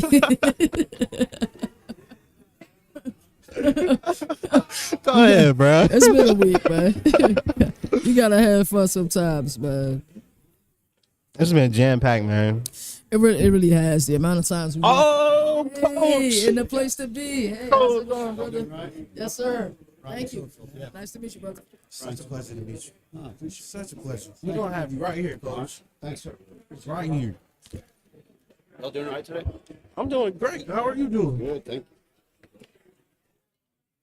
you. One of the coaches that I've been most excited to talk to, our guy, the guy, Memphis's own. Memphis fans, you should be familiar with this face. You should know him.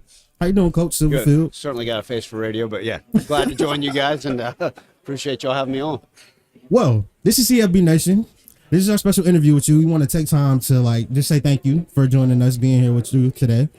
How are you enjoying the experience of being at American Kickoff so far? Yeah, it's been great. Obviously, tremendous atmosphere, and to be here in Charlotte, and it's been great. This is my 10th year in the conference. Obviously, my 6th as the head coach, but every year there's new excitement. Obviously, new coaches, new faces, but really, really excited to kick this thing off. But a wonderful event, and obviously appreciate you guys being here as well, putting our conference in good light. Absolutely, we love the American. We feel like it's undercovered, and we want to do it with integrity. Do it in a way where we not only gain your respect and love and appreciation, but more than anything, we bridge the gap and do it together. Because we just want to cover college football with integrity. Yeah, I firmly believe it's obviously one of the top non-Power 4 conferences in all of college football. It's great from top down. The competitive nature of every team. You look at it, we had 3 top 25 teams last year.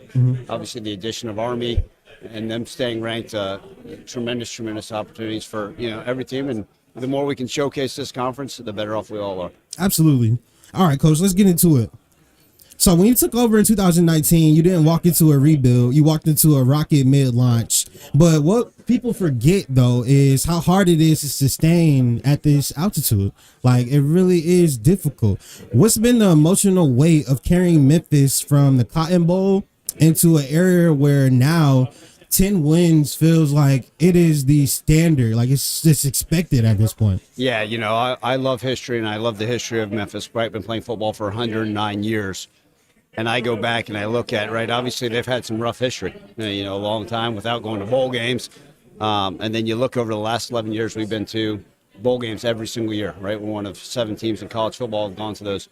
But you love the expectations. And I've got asked a couple years ago, like, what's harder, right? A rebuild or continue to have success in college football? And I think, there's no easy answer to that. But I think the continuation to have success at a high level is huge. And you love the fact that people say, well, now, you won 10 games and you won 11, you beat West Virginia, you beat Iowa State, Florida State. Like, cool, what's next? And we need to continue to do more, but you love it. You love those expectations from the fans, from the media, and obviously no one has higher expectations for the program than myself. Absolutely. And so every single day, you continue to fight to build and not just sustain, but to get better. Because if you sit there and say we're going to sustain, you're going to get run over by somebody else. And every team's obviously fighting, clawing to put themselves on a pedestal. And to be able to stay up there, we're going to have to do everything in our power. And it starts with me, and I've got to be better. And every year stands on its own merit. I mean, obviously with a roster with returning only 3 starters, we got a lot of work to do. Nothing will be handed to us. No one just sits there and says, "Oh, you're Memphis. Here you go. You're at least." No, heck no. We're getting everybody's best shot. And the Memphis first everybody mentality lives strong, and we're excited to see what we're capable of this year. Okay, so let's stay there. So Memphis is obviously a city that has soul, has scars, like has that aura, I would say. What do you feel like since you've been here? How has like your sales pitch changed when it comes to like recruiting and being able to bring people into this system, this culture, but also the city? Yeah, ultimately there's so many things to be able to sell, right? Like it always starts with our great city of Memphis. You talked about we are a blue collar city, and I sell that. I understand, like, hey, listen, you come be a part of this, the same culture that the city represents, the same type of mindset, that grit and grind that the old Grizzlies used to say back in the day. Like, that's who we are as a college football program. And understand we're going to outwork everybody. I'm going to hold your butt accountable to the things we say we want to do, and then to the university. So ultimately, it all ties in. It's interwoven. And I think that's what's been fun, is because that Memphis culture, the city, the university, and our football program are all intertwined, and it's an easy sell. Like, you want to come be a part of something special. You want to become a part of a great city that loves its football program, that's in the Mid-South, that cares. It's had a lot of success. And I think our people buy into it. And it's funny because every recruiting spiel, right? Like, I hear about kids going on official visits and, you know, they're showing them, hey, look at this fancy Lamborghini, or let's go on this yacht cruise. And I come in, I said, you know what? What are your goals? Cool, we're going to work our tail off to make sure you achieve your goals. We're going to win a lot of football games. You're going to graduate from the University of Memphis. Listen, we've had the highest graduation rate. Insane. 3 of the last 4 years in this conference. Can I shake your hand on that? The highest GPA in program history in 109 years. Like, so not only are you going to play the opportunity to play for 10, 11, hopefully 12 wins, maybe more every single year and go to bowl games, it means you're going to get your degree and you're going to love playing in a city that really cares about its guys. Oh, man. Coach, you pulling on my heartstrings, Coach. You won more games the 5 seasons than any coach in program history. I'm going to say that again. Coach Silverfield has won more games in 5 seasons than any coach in program history. When I look at you and I talk about just who you are, what's something that's unseen or sacrifices unseen that people might not know, but you have to wear that and carry that every single day. Well, I think the biggest thing is, you know, it's always going to be about the players. It's never going to be about Ryan Silverfield. It's always going to be about the players and the program itself. And everybody says, well, how have you been able to have success? How have you been able to maintain the success like we just alluded on? And, you know, I don't ever want it to be, it's not public knowledge, and it doesn't matter, because my care and my love for the players expands beyond anything the media could ever see, anything that the outside world could ever see. And I always talk about, people always say, well, tell me about your culture, because obviously the culture has to be at a high level in order to have success. And I said, go talk to the players. You want to know what our culture is? Go to our locker room. Go talk to our players. Go ask them how they feel about Ryan Silverfield. And sometimes that's okay, because if it's not portrayed to the outside world, because how I'm judged, right? How many wins have you had? Yeah. But ultimately, you know, talk to the players' parents. Like, man, the Silverfield, the coaches, they really love the players. They really care about them and want them to have success in all walks of life. And I think ultimately, right, like, you can't be at a place for 10 years. You can't win as many games as we had, do those things, accomplish those things, unless there's a true love and genuine care for your players.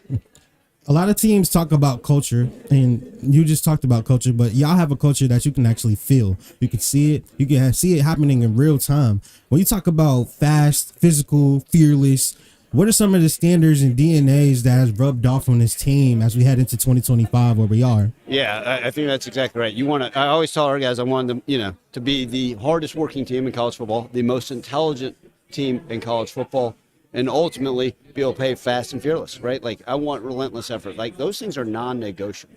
And the standards of excellence we have in everything in college football, like, we understand we're not going to deviate from that ever. Like, here's what we're doing, here's our benchmark, and here's what we're going to accomplish.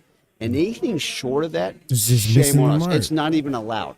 And the culture will be able to create, the players in the locker room handle that. It's no longer me standing up in front of saying, no, we can't do this, can't do that. It's about saying, hey, here are our standards. okay, and how we're going to be able to meet them. And, our number one job as coaches to serve our players. And we serve them in a variety of different ways, but the main ways we can serve them is by having great structure, by having excellent standards in everything we do, and then holding them accountable. And our players love that because those are the things we're going to be able to do day in and day out. You a players coach 100%. They love you. And I'm okay hearing that. Some people say, oh, it's bad to say you're a players coach. Heck no. I think it's the greatest compliment you can pay somebody, as long as you're winning games and holding them accountable. Yeah, for sure. Speaking of wins, 42 wins, 28 home victories, undefeated at the Liberty Bowl in 2024, year of our Lord. What makes playing in Memphis different than when that home field advantage starts to hit? Yeah, I've got to look at it, but over the last few years, you look at the records, I think it's since 2014 with the most home wins. I think it's like Ohio State, Clemson, and I want to say Alabama, and then Memphis, right? Like, so the most home wins, that's some good company to be in, right?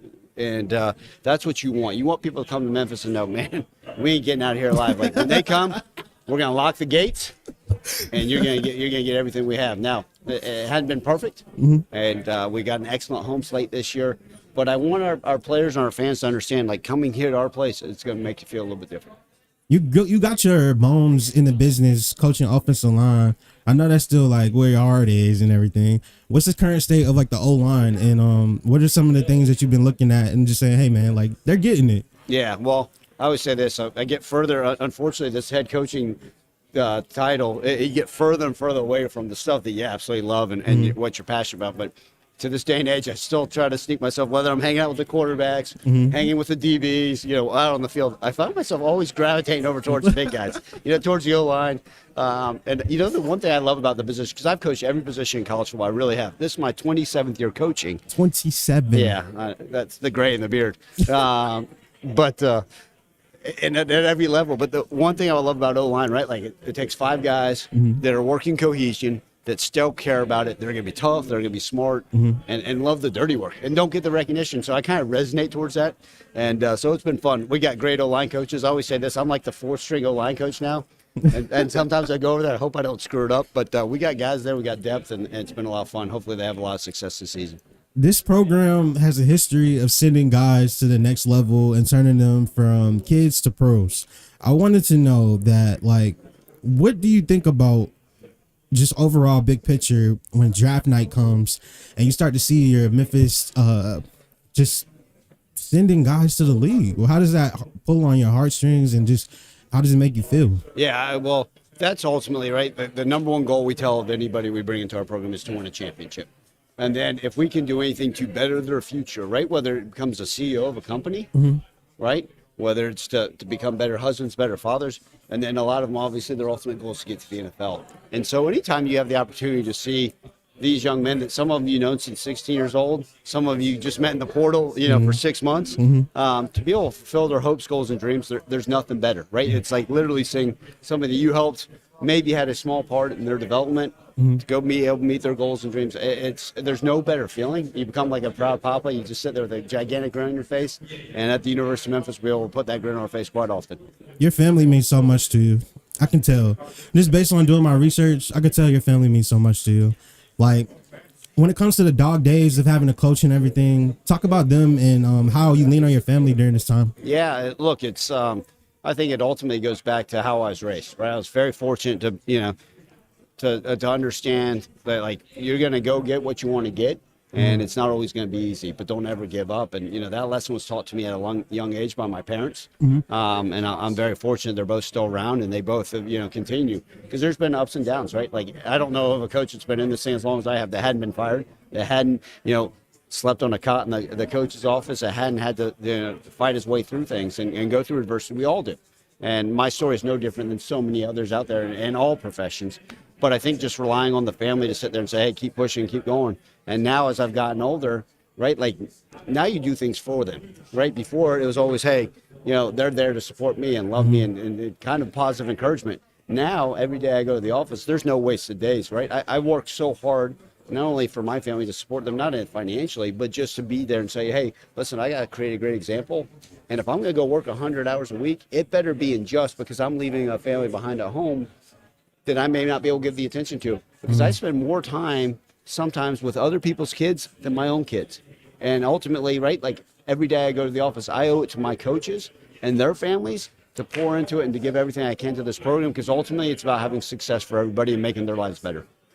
I feel that, Coach. I got goosebumps talking to you. If you had to give one sentence to describe the DNA of Memphis in the 2025 season and what it will be, what would you say? Yeah, we're going to be tough, not just physically, but mentally.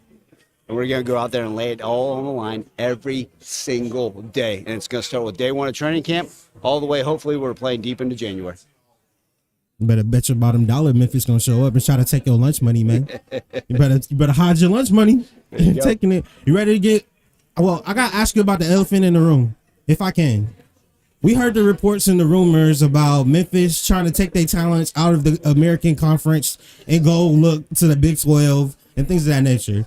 What's your opinion on where we at with the situation, trying to find home? Y'all feel like this is home? Like, where we at in the expansion talks? So, I've had great conversations with our leadership. I have so much respect for our athletic director, Dr. Ed Scott, our president, Dr. Hargrave. And, they kept me in the loop on some of the things, but ultimately my job is to coach a football program.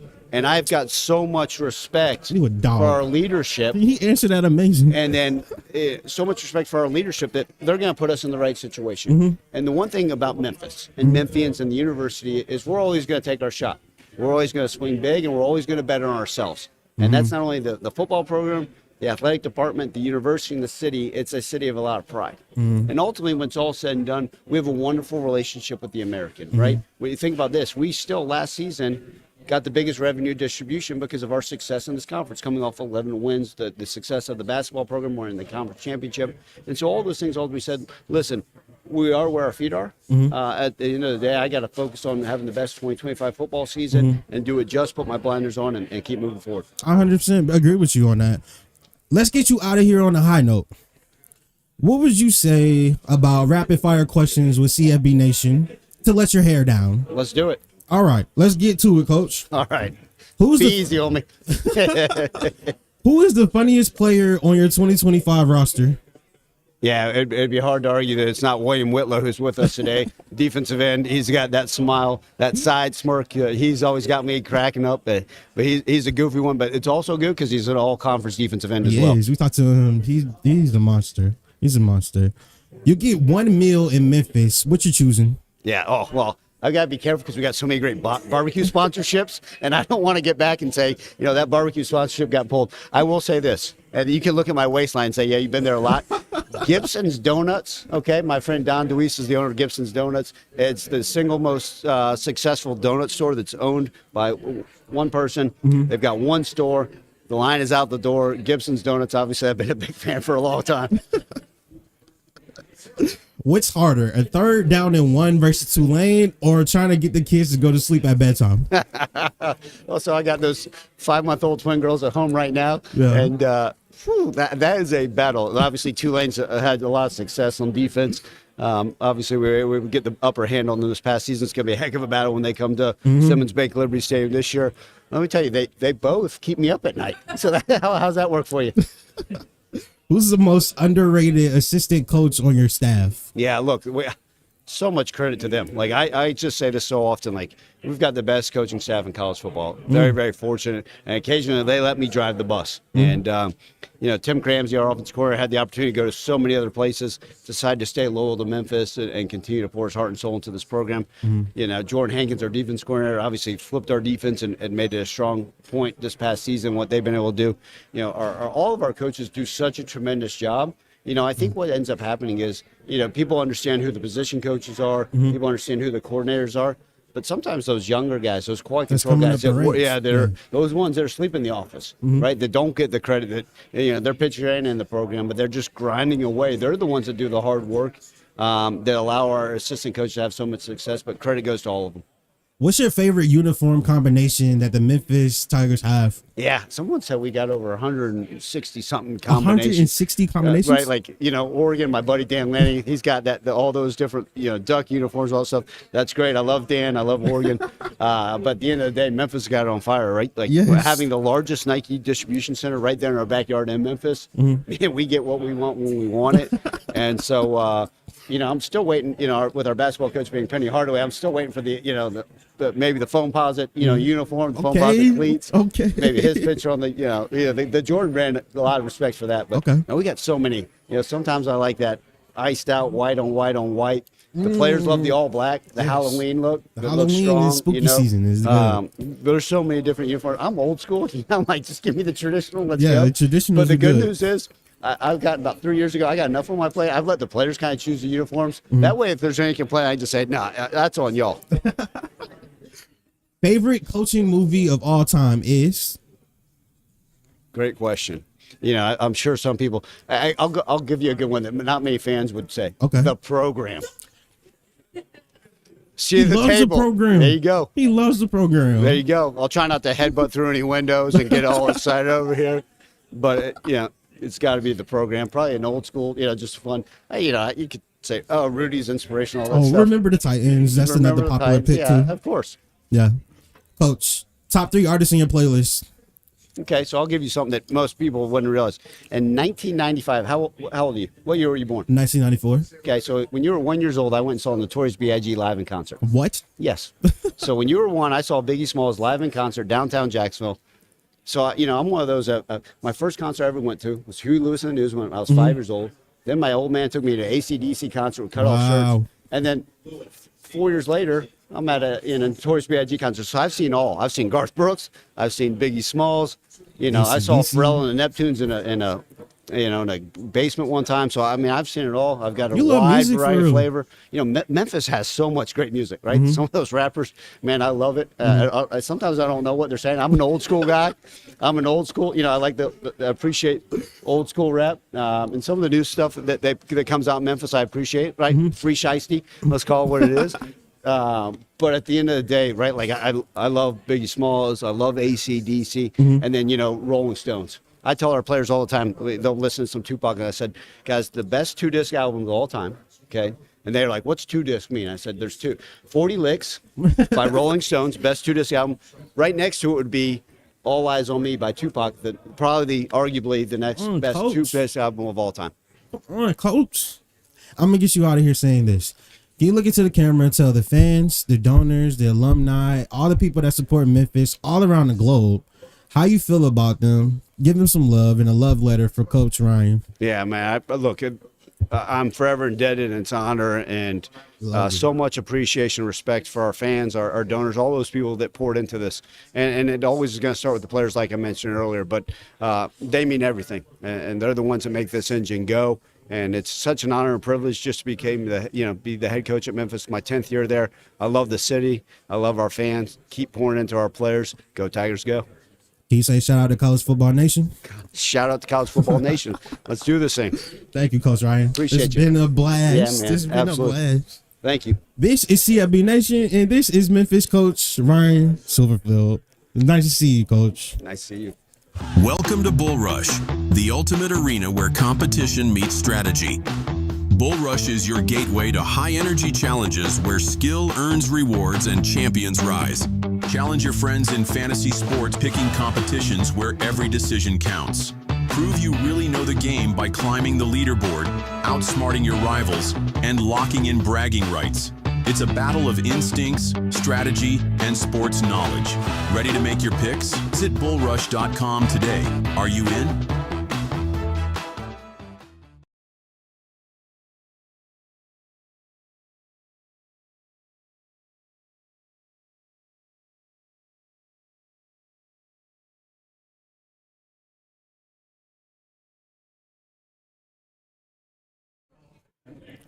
I'm here with a guy. Give him some time. He's getting himself together. You gotta check the phone and everything. How you doing, Coach Harold? Good. How you doing? ECU's head coach. He's joined with us on CFB Nation live at American Media Days. I'm happy to see you. We got 5 minutes to really cook, so we gotta go jam pack. You ready to go? I'm ready to ride. All right. Talk to me about the current state of the ECU football program. We'll start on the defense first. Yeah. First of all, it's a pleasure to be here. It's awesome to have media days in North Carolina, in Charlotte here, our home state, and where our fans can attend. And really good exposure for our student athletes in East Carolina. Really excited about our football team and excited about 2025. And I know on paper, we may not have a lot of returning starters, especially on the defensive side of the ball. I think there's 2, but there's a lot of guys on that side of the ball that have played. And then we brought guys into our roster, into our program that have started other places. So I do feel good about the number of snaps under their belts. Now we got to, in the offseason here, in the preseason camp, we got to make sure we put all that together and make sure we're hitting on all cylinders and ready for the season. I know that y'all been really prepping and ready to roar this upcoming season. The energy is high. Based on all the research and things that I've been doing, I'm seeing close. I'm like, spring ball ended on a high note. Yeah. It's still going on. Summer camp is still going on. I know fall camp is right around the corner.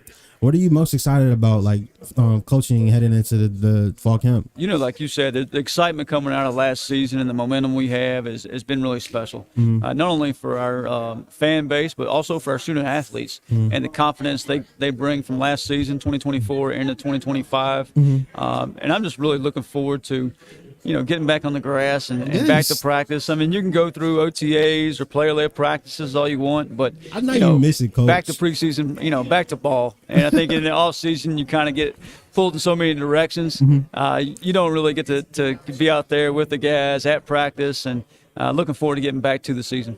Coach, you were handed the reins and the keys to this vehicle last October. And this program had a choice. It could either rebuild or rise. And you chose to rise above everything. But what did you say in that first players only meeting that has stuck and carried us all the way through, even to a huge win against a team that we're not going to mention, NC State? They mad right now. They furious. Yeah, it was a point in time we took over a locker room that was 3-4, lost 4 out of the last 5, and it was a very pivotal point.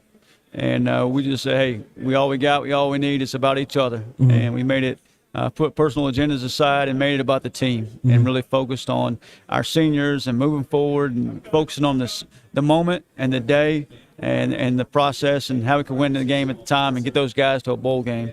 There's a lot of different ways that could have went, and we could have been worried about, as a coach, where you're moving to next or your next job, or as a player, what portal I'm going into, where I'm going to land. But, I think to credit to everybody in our building, staff, whether it's the training staff, weight room staff, equipment staff, we all pulled together, all pulled in the same direction and focused on the moment, and it was pretty special and really fun to be a part of. You're a defensive mastermind, in my opinion. You always cut it out on the defensive side of the game, and your defenses have always told the truth. Gritty, surgical, physical, and those are the DNA qualities that I feel like your defenses have. When you talk about this 2025 group, what makes it different? I think you just described what I want our football team to be about.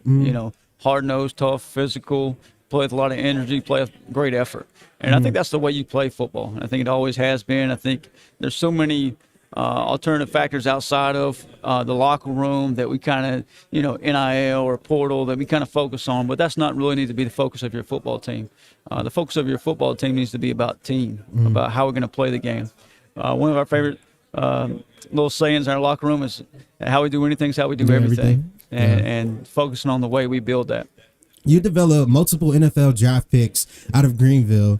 Who would you say is next in line that we need to watch? I know we want to graduate student athletes at the highest level. That's one of the key things. But as far as the league, you have any guys that you really want to see there? We have a very talented roster, and we're fortunate enough to have several guys playing in the league and then starting the league and Pro Bowl type guys.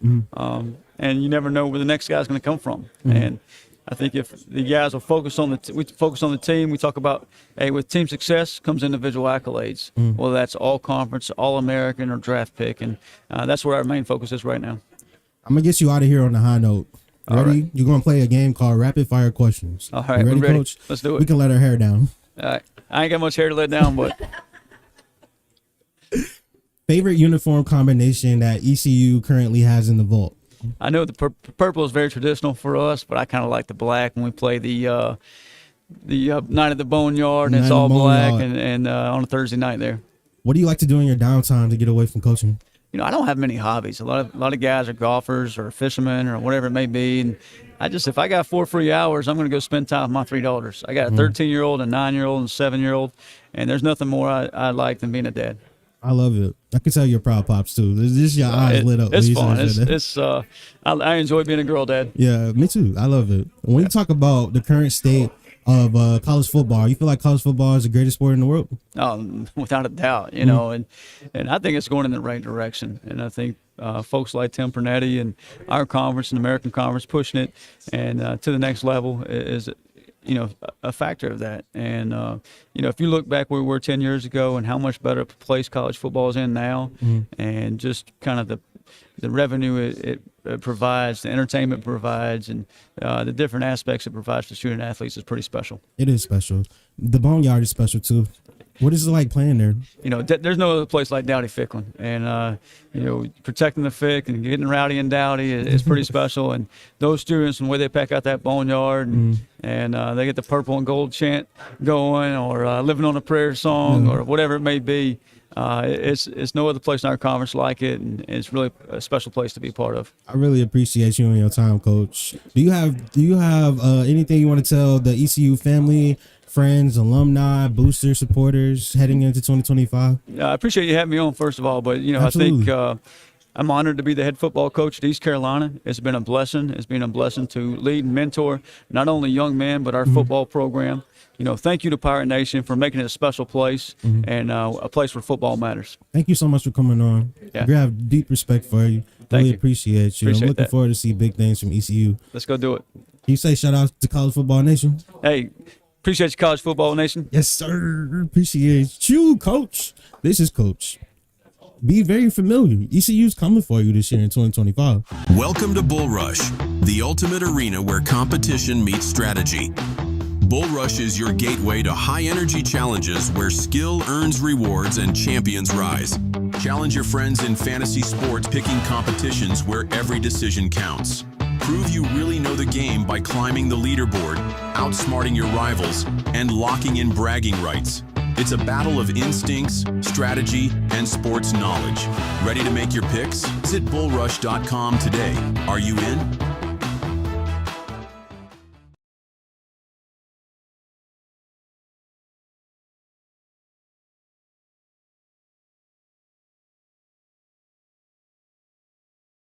We are joined with another key player in this whole piece.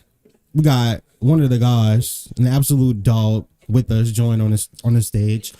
Raheem Craig, outside linebacker, East Carolina University. It's a pleasure to have you. Oh yeah, nice Welcome to meet the you show. too, man. Nice to Welcome meet to CFB Nation. We're live right now.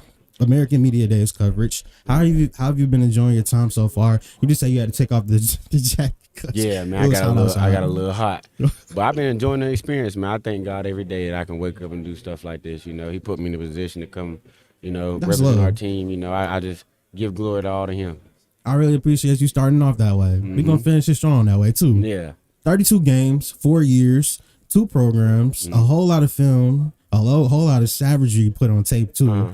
But what's the biggest difference between the young lion that was at Louisville and now the edge assassin that we see at ECU?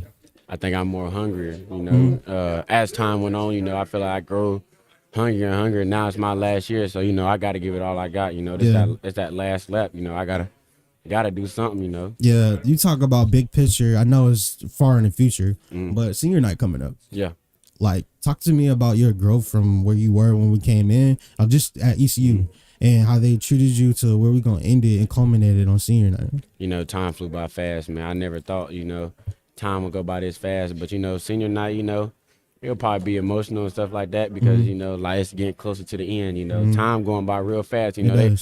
As a freshman, I always ask the seniors like, how fast did time go by? And they said, man, they blinked and they looked up and they was on senior night. So it's a great opportunity, man. ECU took me in. They treated me like family from day one. I just thankful for the opportunity that God put me in a way to make it to ECU.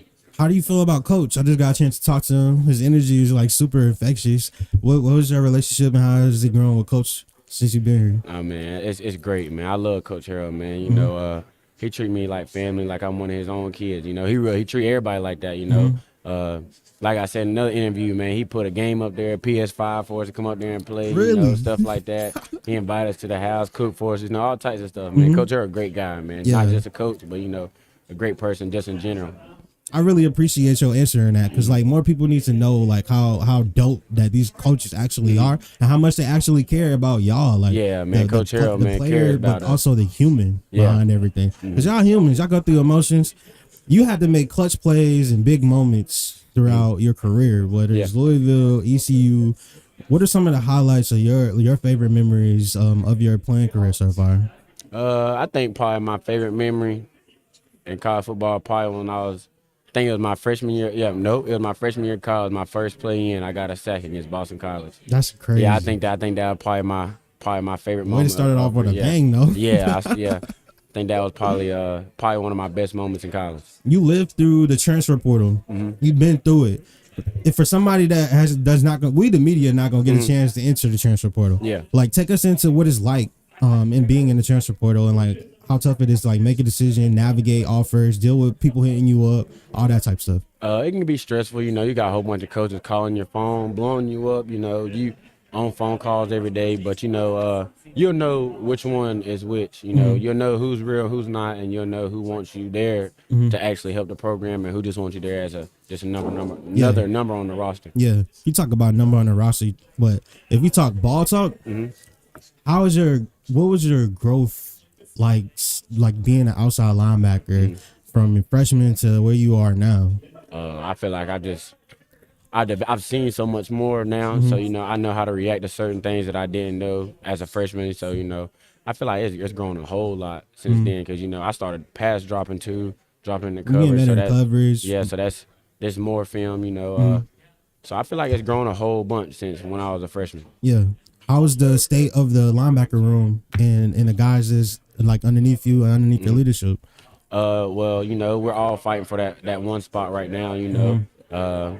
I don't go in looking like, oh, I'm gonna start. No, you know, every day You is still a feel like challenge. you gotta work and you gotta chase. Because you know you can't get comfortable. You know, I got a lot of good guys behind me, and we all just competing for that one spot to see who's gonna start game one. You know, Julian Davis, Dallon, Kendrick, Luke. You know, all great guys. All you know, they work their tail off every day. You know, and that's something Rico Zach. You know, that's something he demands out of us. You know, he wants us to be good in the classroom and on the field. You know, he demands all that out of us. Yeah. And it ain't no favorites with him. You know, whoever's doing what they need to be doing, that's who's gonna play. And you know, I thank him a lot. You know, for coming in. You know, It seems like y'all coaches really care about y'all. Like, yeah, man. Our coaches, they take it. They know we go through a lot of stuff. You know, they know it's a challenge being a college football while maintaining your grades and stuff. You know, and it can be hard on like a player's mental and stuff like that. So they there. You know, Coach Zach, man. Great guy, man. Great guy. I love him, man. He treats us like I said, like Coach Harold said, like one of our own, man. Great guy. Always there to talk to us about anything. Sit down, and just start talking. He'll just listen. He won't even say nothing sometimes, or if you want him to say something, he'll talk back to you. Because Coach Zach, man, great guy. What were some of the biggest things that you wanted to work on in the offseason for your game? Just staying healthy, getting back right. You feeling good? Yeah. Getting back healthy,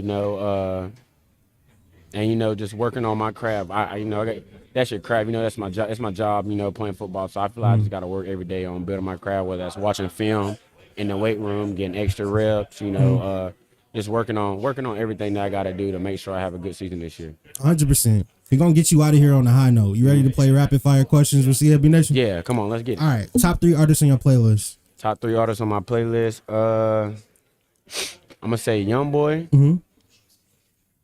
We already turned just off that. Matter of fact, number 1 gonna be my brother, my brother DZ. Okay. Gotta have that DZ playing on game day. Yes, sir. Then I'm coming with my other brother, Leak. Okay. Gotta have Leak.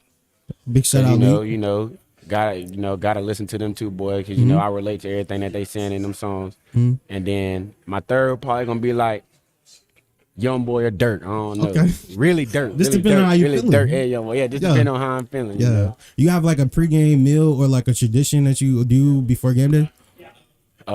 Before every game, I gotta wear the same girdle, same socks that I wear all throughout the week.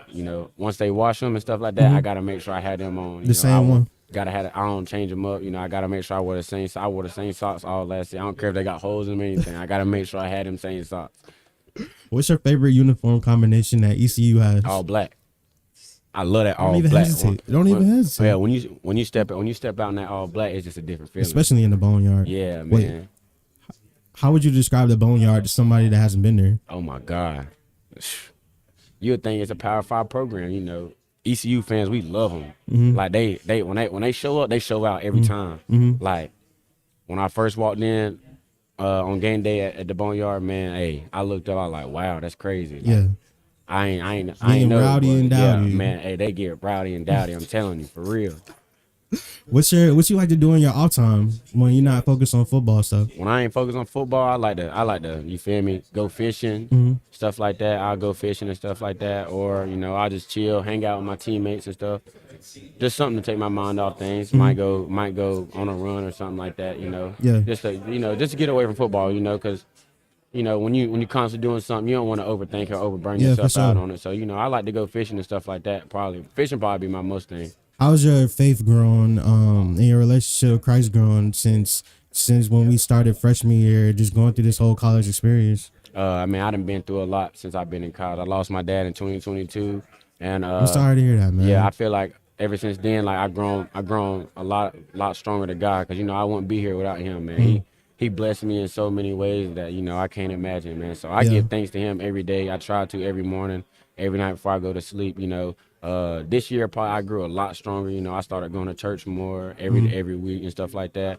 Connected with a lot of good guys. You know, Pastor Trev, he's one of the churches at Koinonia Church in Greenville.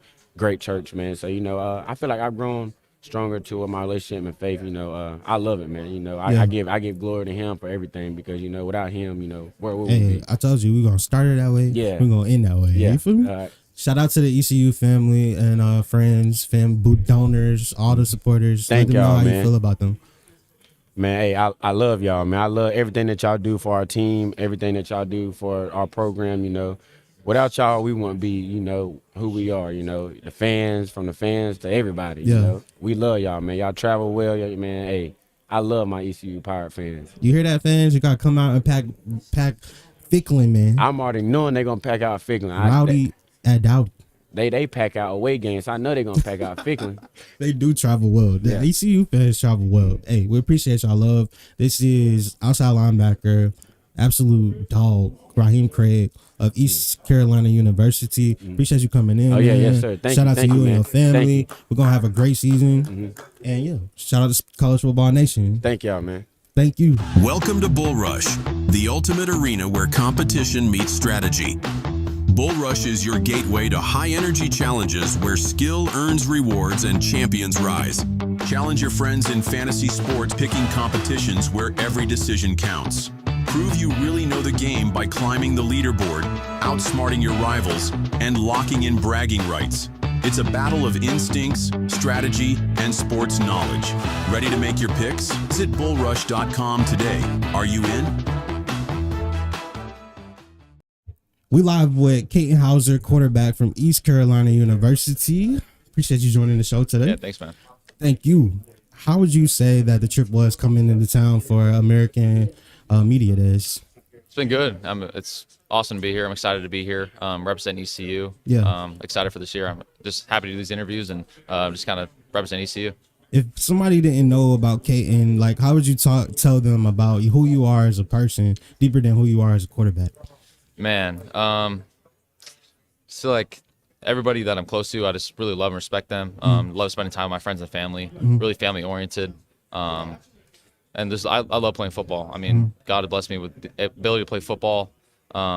Strong in my faith as well. Just really happy to be here. Really blessed to be able to spend time with everybody here and be a quarterback for ECU Pirates.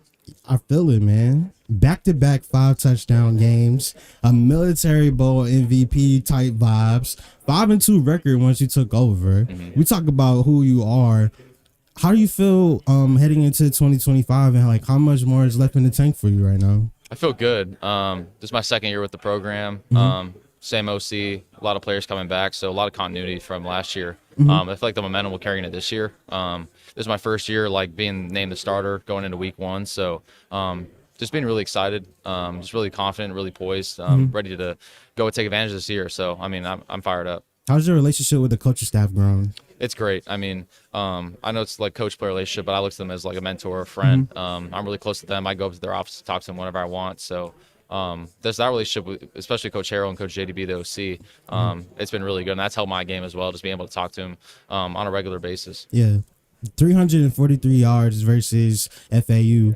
What does it feel like when you're a quarterback and you're like locked in that mode? Man, in that game, I just felt like I was in a groove. Felt like I could do no wrong.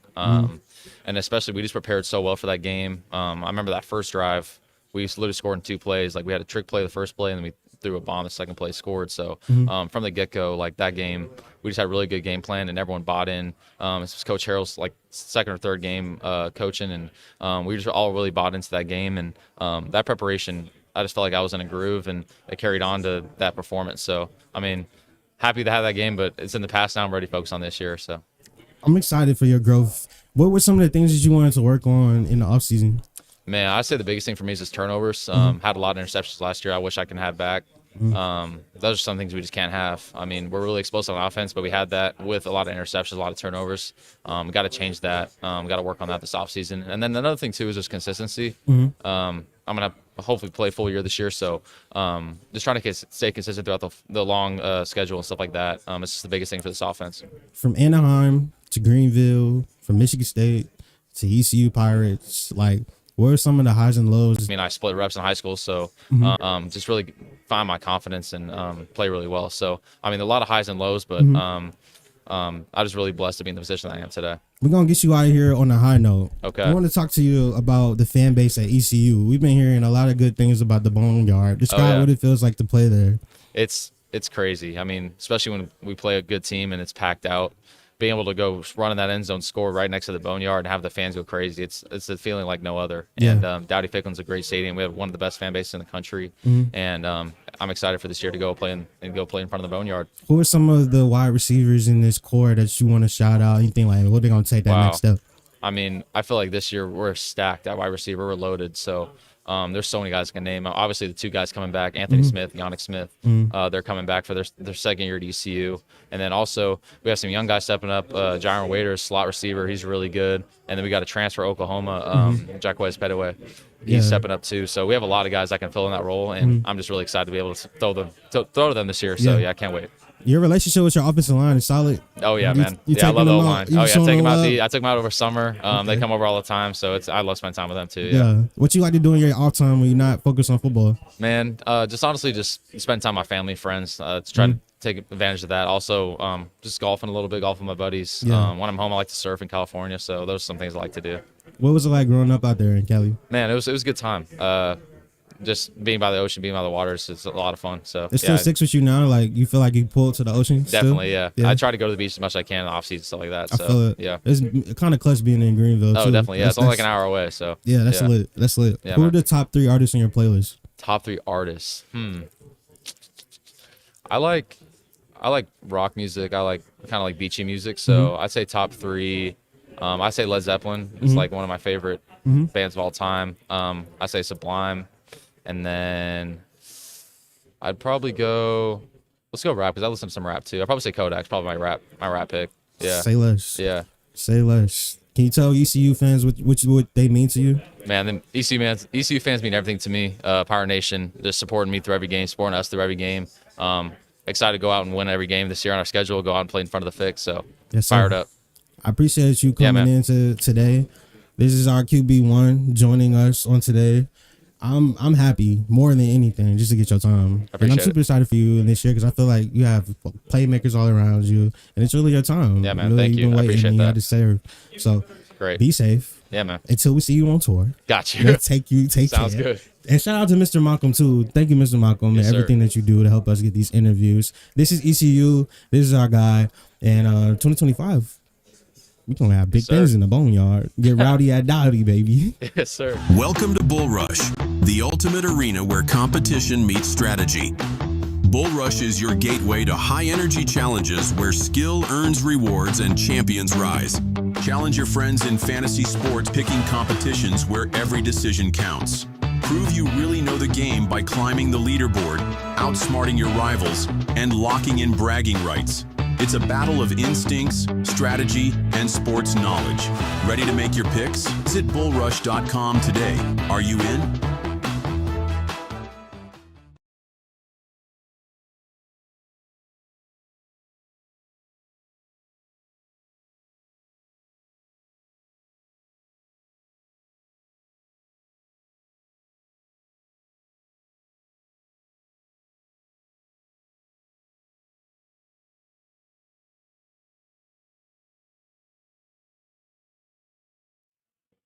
We are back live from American Media Days. Shout out to Moon. Moon just went on one heck of an interview run. Alrighty, and up next we have North Texas. Jalen, you can take it away.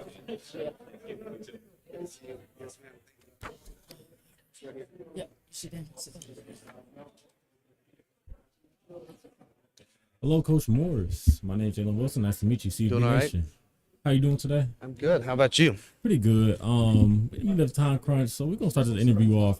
North Texas. So hired a new defensive. You hired a new defensive coordinator. Last year gave up 34 points per game. So I want to ask, what changes have y'all made to the defense and the new DC has made to the defense to put them in better position this upcoming season? Yeah, we pretty much changed everything. I mean, bring in a new staff, a new scheme, a new philosophy. Want to be a little bit more of attacking defense and create some negative plays on that side of the ball. Want to get takeaways. Want to be able to stop the run. And so I think as we went into the interview process of finding a new defensive coordinator, I wanted somebody that was experienced and knew, group of five football in Texas. And Coach Cassidy's a guy that I had a relationship prior with. He was a GA for us back at Texas Tech. Dad was a 30-year long, and I think he was a defensive coordinator for over 30 years in college football. So it's in his blood. He loves it. He's eaten up by it, and I'm really excited to see the product that they put on the field this year. And if I'm not mistaken, Coach Cassidy, before North Texas, it was at Sam Houston? He was at Sam Houston, yep. And then he was able to bring his whole entire staff with him. Also, 6 of their starters from that defense. So they know the defense. They believe in the defense. They know the verbiage, the adjustments. So I think that's really helped with the transition. We talked about the defense. Let's talk about the offense. I know back in the spring, y'all talked about, some of the players talked about how they want to be the number one offense in the country. What adjustments have y'all made to become to possibly become the number one offense in the country this upcoming season? Not many adjustments. We're right there. The one thing that we need to improve on is our turnovers, and that was our Achilles heel last year. Is we got to do a better job at protecting the football. And then the second thing is our red zone scoring wasn't as good as what it needs to be. And I think if those two things can line up, we continue to be explosive, continue to be able to run the football, I think we'll have a chance at the end of the day to come out on top. And so have a lot of playmakers, have a bunch of guys coming back on our offensive line to lead the charge. Don't know who the quarterback's going to be yet, but we got a battle going right now between Poffenberger and Mestamaker. And so, but that'll shake out here in the next 30 days or so. I was actually going to ask about the quarterback situation. Just like what has stood out about both of those guys for you to like what improvements have they made this offseason, and what has stood out most about them? Yeah, I think, first and foremost, Drew's been a part of this offense longer, and I think this offense, we put a lot on the quarterback. He has to communicate a lot, he has to process a lot, and he's got to do it really fast. So Drew had a little bit of an advantage going into spring just because, he had the whole last fall. He was our number 2. He got a ton of reps, and he'd been around it. Drew started a little bit slower. Reese started a little bit slower, but you could see him really start progressing really fast once it started clicking. So both of them had a couple great scrimmages, moved the ball extremely well. And then now, I think Reese continues to catch up with him. Both incredible throwers of the football, both incredibly good young men, good leadership qualities. And so it'll be an old school battle. Reese has played a ton of football. At Albany, I think he started 26 games, which is awesome. There's not many defenses that he hasn't seen playing that much football. And then Drew has played one game since the 8th grade, and so there's there's a vast difference on the amount of football that they played at this level. And if I'm not mistaken, didn't Drew start as a walk-on? He was a walk-on, yeah, and absolutely. Last year in fall camp, he ended up beating out all of our other scholarship guys and earned the number 2 job as a walk-on. How important is it to you to have like a guy like Drew on the team? You know, he probably is a guy that embraces the culture of North Texas football. Yeah, Drew's tough as they come. And I think, Drew will tell you he had one opportunity to play quarterback, in the whole entire nation. If not, he was going to go play Division II safety. And so I think he's appreciative of the opportunity that we gave him, and he's taken it and he's run. He's made the most of it, made a name for himself, and I think he'll continue to improve and continue to take these opportunities and run with them. I want to ask you, what has been your favorite part of this offseason so far? Vacation I'm coming off of, I think. I gotta spend some time with my 9-year-old and 5-year-old boys. Spend some time with my lovely wife. Went to the lake. Able to take them up to Boston and New York to watch the Savannah Bananas and the Yankees and Mets. It was a lot of fun.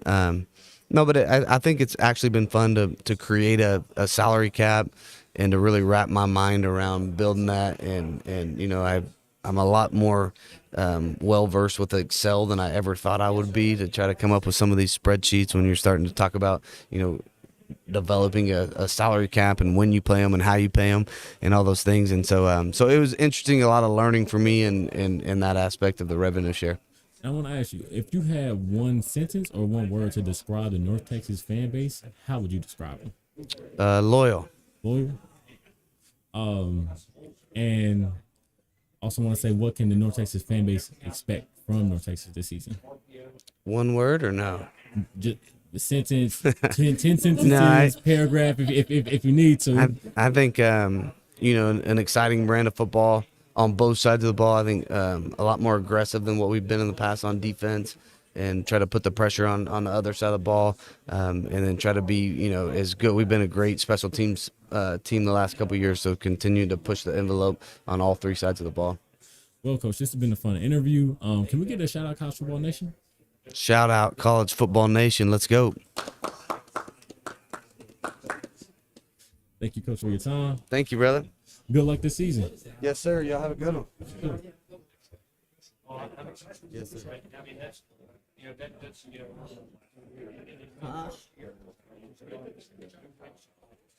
That was perfect. Thank you, brother. Yeah. Where's the FAU SID? Is it Kitley up next or?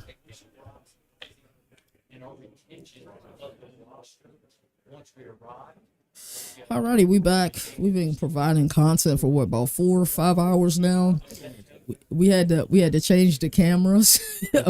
We had to switch to the webcam because the other cam was running out of what's the name. So actually, speaking of which, is that chair just far out, scooting a little bit? That chair far out.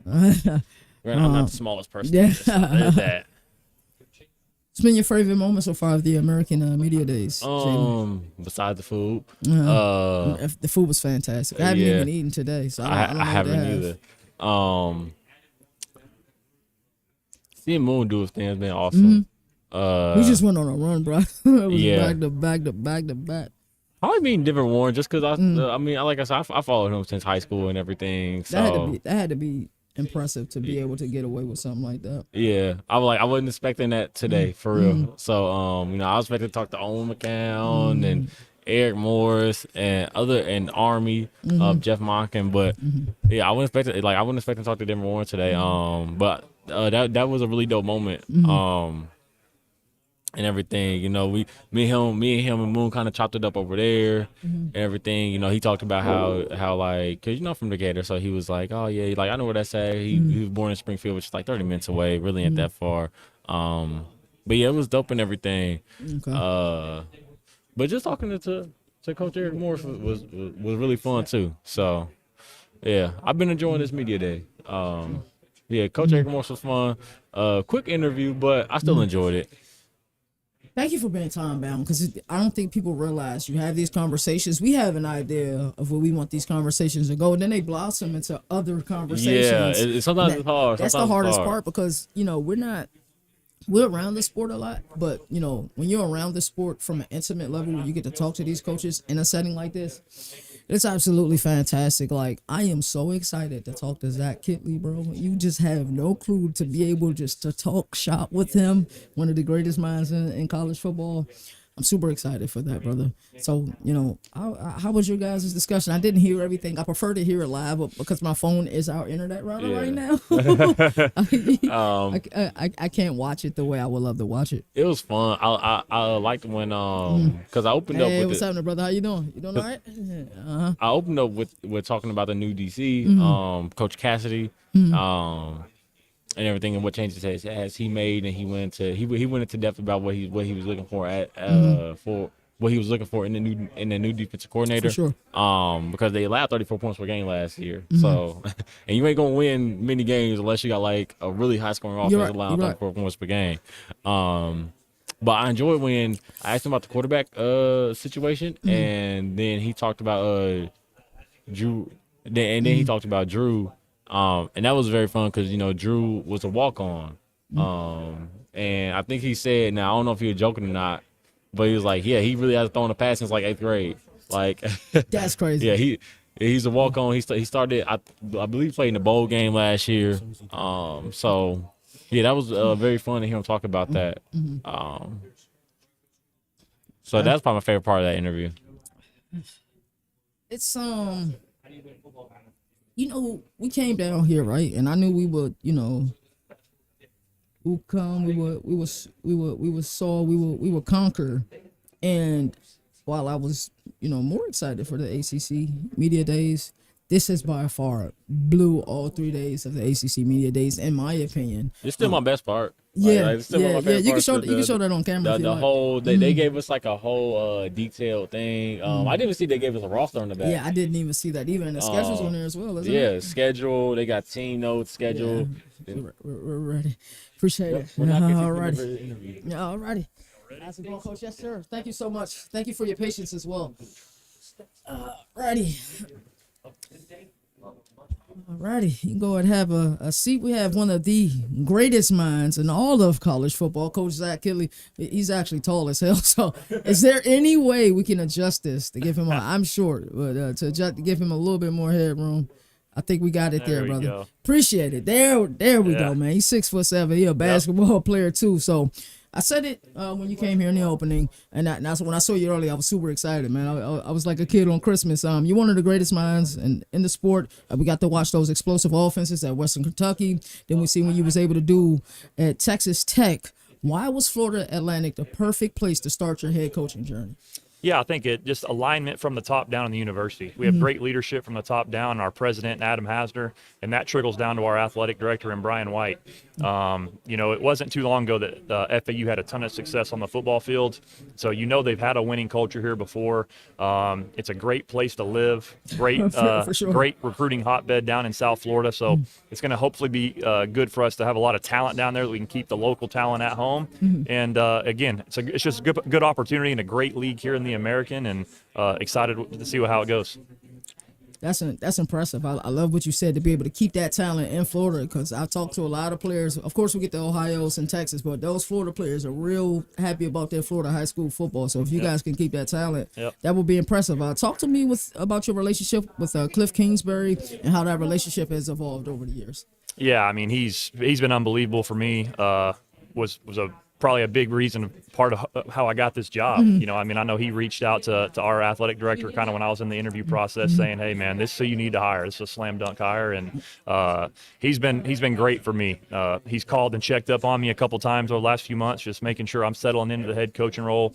But yeah, we're still really tight. I'm fired up for him and then what the Commanders are going to keep doing. And after that huge year they had last year, he's the best in the business at coaching the quarterback and calling the shots on offense. So great relationship with him still to this day. So how would your approach to the game change or differ, whichever word is more appropriate, now that you are the head coach, but you're still calling plays? I was so happy to see that you were still going to be calling plays while you were here. Yeah. So how will the approach change, if at all, to the game? Yeah, I don't think it's going to change as much. I mean, at the end of the day, you got to play complementary football. And we got to find ways to win. You know, I tell our staff and I tell our players, football is a game of ups and downs, and there's probably going to be a week where we got to go win a game 14-10, and then 2 weeks later we may have to go win a game 55-52.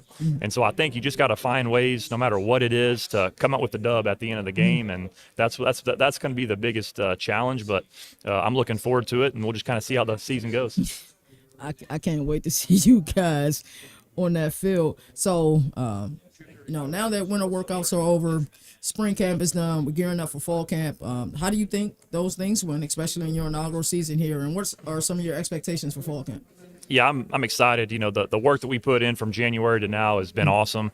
Kudos to my strength staff, Coach Lee and his crew of getting our guys in shape, getting them strong in the weight room, and getting us prepared for this next Wednesday. So I think we're going into fall camp really healthy, which is a huge plus. I feel like we're stronger, we're faster than we were when we first got here.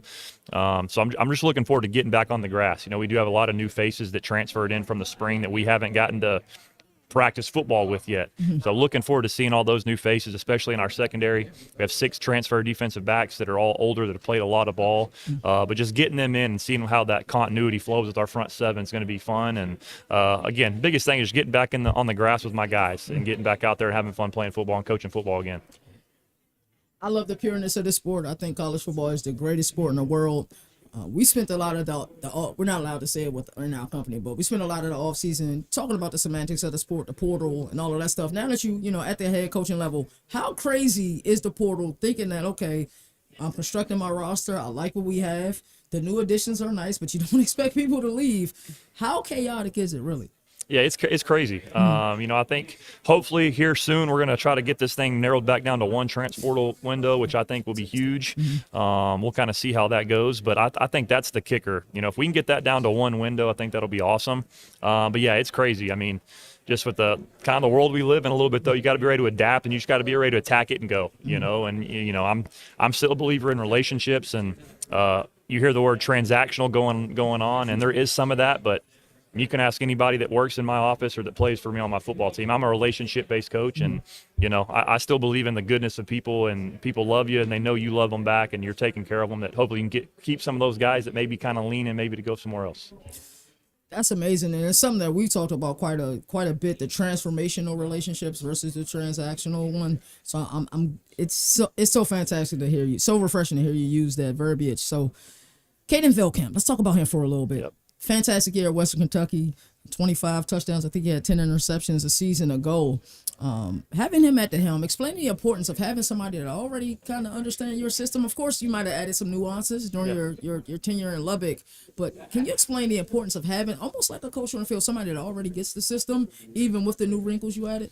Yeah, it was huge. I mean, you know, whenever you get there, you first get on campus, you know, the month of January is the one time us head coaches can fully go out and recruit. And so I'm down in South Florida. I'm trying to meet all the local high school coaches, get in schools, meet some kids, do all that stuff.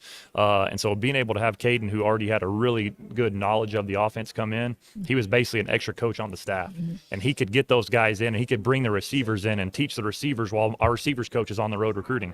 So he was in there basically helping go through installs and all that stuff on his own. And, you know, he basically had a 90% probably knowledge of everything that we were doing, and the 10% that he didn't, I made sure he knew what he was doing so he could get everybody else coached up. So that was huge for us, just being able to walk in the building and him be able to go out there on a Saturday in January, because it's still 75 degrees down in South Florida in January, and take those receivers out there and show them how we want to run a post curl, you know. And so stuff like that was huge for us, getting him in early. Alrighty, so we're gonna put you on our hot seat. Superlative, fun style questions. Yep. On the way to a game, what do you listen to, brother? I'll be honest with you. I usually just I usually am probably watching a game on my phone more than music. Just because if I'm sitting there and I'm constantly thinking about the game, I'll think like I'll overthink it. So usually what I do is on my phone, I'll pop on whatever, my YouTube TV, and see what games are on. And I usually try to watch a friend of mine that's coaching at a different school and keep up with my people probably more than listening to music. That's fantastic. So like 90 minutes, maybe an hour, 20 minutes before the game, you got to eat something. What is something Yeah. you prefer to eat? And how has that changed? You know, you did play basketball collegiately. How's that changed from, you know, now being a coach? Yeah, I mean, you know, we'll do the normal pregame meal, you know, with the grilled chicken, with the salad and spaghetti and all those things. But a little bit before, an Uncrustable, a PB&J. I'll hit an Uncrustable, Cliff Bar. You know, chocolate chip Cliff Bar is a go-to of mine too. But the number one's got to be an Uncrustable. Now, if you can talk to the FAU fan base, boosters, supporters, and get them like a dear what you should expect for this season letter. Can you do that for us, please? Yeah, I mean, I think, again, you're going to like the product that we're putting on the football field. I mean, we're going to fly around. We're going to play fast. We're going to be exciting. You know, our fans, our donors, our boosters, our administration is going to be very proud of the product that we put on the field because of how hard we play, you know, the discipline that we play with. And again, just creating excitement for our fans. You know, again, it wasn't too long ago, 2019, Lane Kiffin was running it up, and they were winning championships. And there's a lot of excitement in Boca, and that stadium was packed. And we've got to bring that energy, and that's what we're going to do to bring that back. I love that. I got one final question. We ask this to all the players and coaches we interview. If you can only have one more bowl of cereal, that last bowl of cereal, what would it be? Apple Jacks. Apple Jacks. Where's that at on the list? Apple Jacks are Apple probably about Jacks. 5th or 6th. Yeah. All Ladies right. and gentlemen, Zach Kitley, one of the sharpest minds of Appreciate all it. of college football. We Thank truly you so appreciate much. your time. Thank Yeah, you, brother. thank you. I appreciate Alrighty, it. you have a good one. Appreciate it. Yeah. I got sharp, man. I tell you. Get in here. Hey, throw that down while you're interviewing. I don't want it to get took. I know you definitely don't want that to get took at all, man. How you doing today, brother? How you doing today, brother? I'm doing well. How you about doing? You doing pretty good. I hated that, you know, I'm interrupting you. No, you're all good. Your child time. But You're good. I was just talking to Coach, and it has to be an amazing one for you. Hell of a season last year at Western Kentucky, but to be able to play in a system you're already familiar with, what is that like? Yeah, it's been easy to transition. You know, it's like I'm still playing for you know, the same coach and what I'm used to, and you know, like he told y'all, I was able to come in and kind of teach the offense to everybody, and it just made it easier for, like, guys weren't just learning the playbook with their coaches, they were learning it when we were out on the field doing extra throwing sessions and that kind of thing. We're going over the signals, going over the plays, what depth I wanted the routes at, that type of thing. And the receivers did a nice job of, like, wanting to learn, and they all picked it up really fast as well. When I look across the entire landscape of the sport, I look at quarterbacks, and the first thing I want to look at is who's calling plays and the relationship of the person that's calling plays with them. So we can go down to Clemson, and we see that relationship between Gary Riley and Cade Klubnik. You see very similar relationship up in Champaign with Barry Lundy Jr. and Luke Altmaier. I think you happen to be one of the luckiest people in all of the sport because you have somebody that is so sharp in offenses that produce, and you've already shown at this level you are a dynamic quarterback. How does that feel, brother? It feels great, just having a good relationship with my play caller. You know, I said up there, you know, our relationship is almost like a friendship, and whenever you know, your relationship is like that with your head coach, your play caller, you know, it helps and makes you want to play even better for that person. That is fantastic. So we like to talk ball here. There was a game last year versus Middle Tennessee. I don't know what you ate for breakfast that morning. I don't know what you did that entire week. But 90%, this is college football, brother.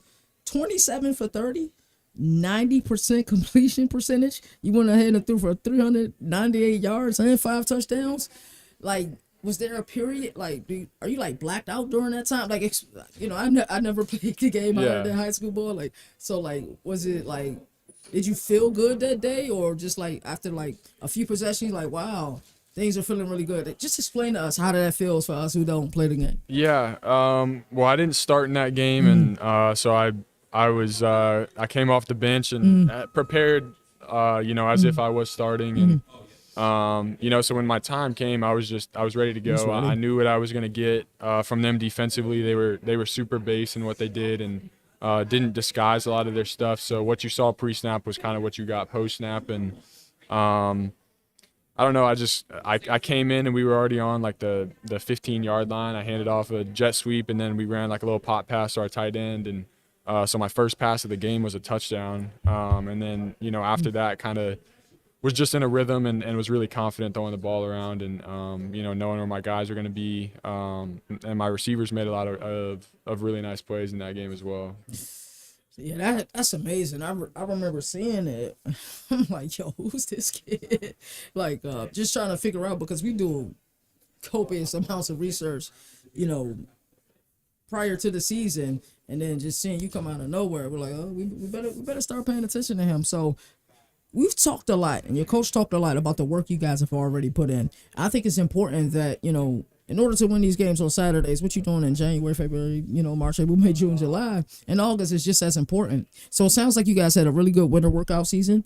How did spring camp go in your estimation, and what are some of your expectations for fall camp? Yeah, I thought spring went well, and winter workouts and summer, like it all went well. At the end of the day, everybody in the country is doing that. So you have to find small ways to, get better, get ahead of the curve. And I think we did that with a lot of the extra work we put in, especially in our receiver room. And, going into fall camp, like we got a lot to clean up offensively, in terms of like making sure we're honing in on like where we're at on a depth of a route or like when I want their eyes and that kind of thing, and just continuing to build the relationship on the field with the guys. But in terms of like off the field, we've all grown really, really close, and I think like that's the first step to playing well on the field.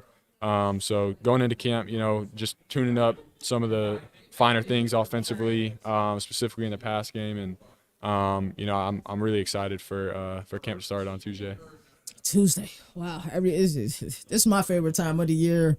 Like I said, all off season, we're not allowed to say that word with our company, but I'm saying anyway. We're getting excited, finding stuff to talk about during our segments, but we're here. We're right here in the thick of things. So the fact that you guys are starting on Tuesday is amazing. So we're going to get into a fun segment. I think you heard part of it.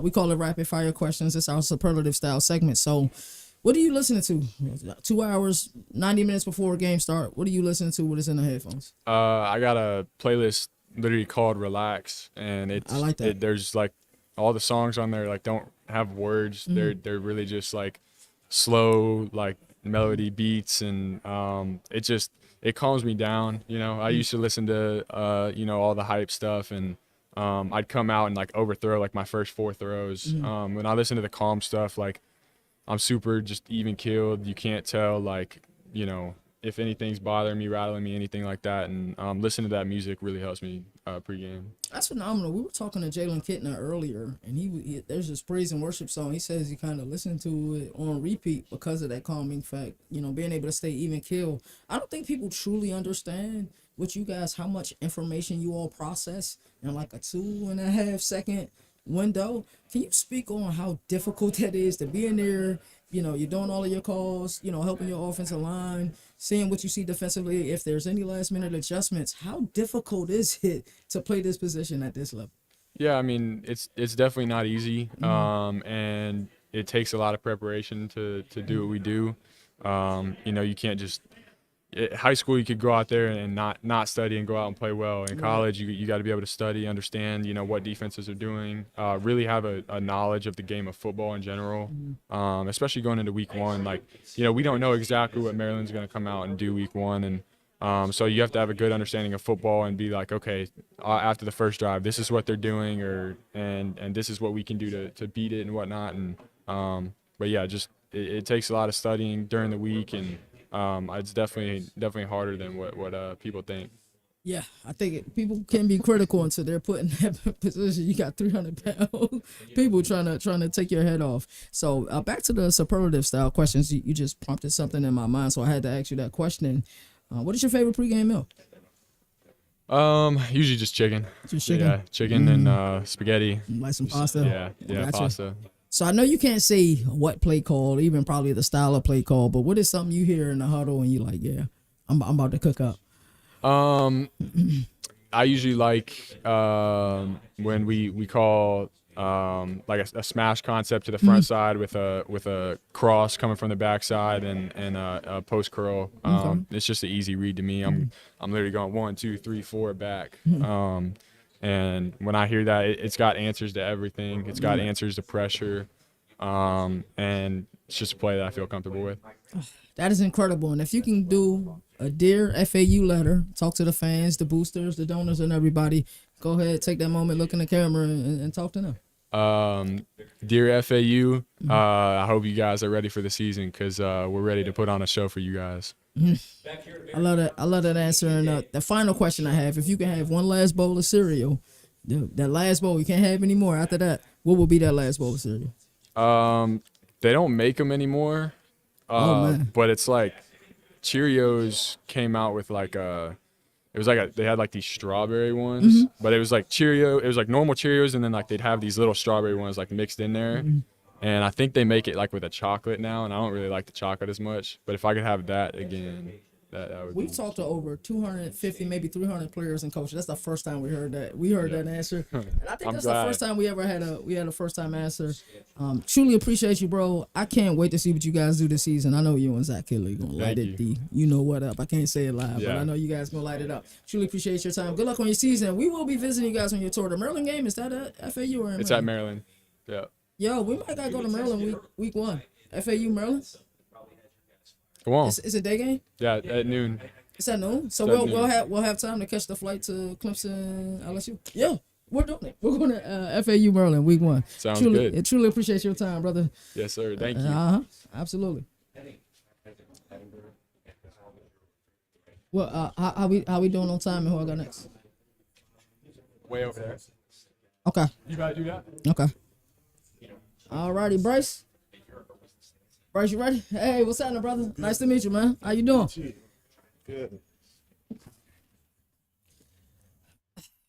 Alrighty, we have Bryce Langston up next, defensive lineman. So I've gotten an opportunity to talk to your head coach and also your quarterback, Caden. I have to ask you a question. What is it like being on the team, knowing that on offense they're gonna hold their end of the bargain? They gonna put up some points, and if you go out there, you guys do your job, get a few stops. Now, your coach did say that there will be games we have to rely on our defense. Yeah. But what is it like to have that confidence going there? Like, yo, my quarterback and my coach, we gonna put up some points. What is that like? I mean, I know we're gonna score. So I mean, it's just like we have to hold our end of the bargain, and we have to stop teams as much as we can. I mean, I know they're gonna put a lot of points on the board, so we're not worried about that. But as a defense, we got to come out as a whole, and we just got to go out and play as one and win our one-on-ones every time. So let's talk about the transition. And what does the transition be like the first 2 seasons of your collegiate career? We're at LSU, and then a season ago you came to Florida Atlantic. What has that transition been like, and then what's so special about being at Florida Atlantic? I mean, it's been great ever since I've been here. I mean, I'm from Florida. I'm a Florida guy, so I've been loving it. Is Florida got the best high school football? I know Texas and Ohio be talking. Florida got the best high school football? I believe it's Florida, 100%. I mean, you could just tell by the guys that's in the league. I mean, a lot of Florida guys, and it's just great ball. Man, y'all got a certain type of swagger. You know y'all from Florida, man. You know y'all Florida boys. So I know you can't say your play, but what's a stunt or something that you hear in a huddle, and it's a specific stunt or something you're about to do that you like, yo, I'm about to go eat. This quarterback is about to die. Really just when I hear offensive line or I know it's a 5-0 call and I know I have a one-on-one, I just know I'm about to go eat and get to the quarterback. So what is it like? You're a Florida boy through and through. I live in Virginia. We have the craziest weather, bro. We have everything like that. The summers is way too hot. The winters is like way too cold. We get hurricanes. We get it's the worst weather. So for somebody who's not from Florida, what is the weather like down there? It's hot year round for me, honestly. But when it touch like 70 degrees, everybody get to put on big hoodies coats and everything. Like it's just 30 degrees, but really it's not even all that cold. So what is it like, clearly you're one of the best players on this team. Your team decided that, hey, we need to bring you out here. What is it like being one of the, the leaders of this team? I mean, it feels great knowing that I'm gonna be able to lead my guys this year. We're going to be able to win a lot of games. We're coming in with a different type of mindset. I mean, we're just ready to win. And in the end, hopefully we can hold up that big trophy. So with you being one of the veterans, one of the leaders on the team, talk to me about somebody maybe that was an early enrollee that came in January, or maybe somebody transferred but they're still younger. But the media may not be paying attention to them right now. But you've been seeing them putting the work in the weight room. You're like, yo, if this kid gets an opportunity, he's gonna be able to dominate this year. It's a few young guys I could talk about.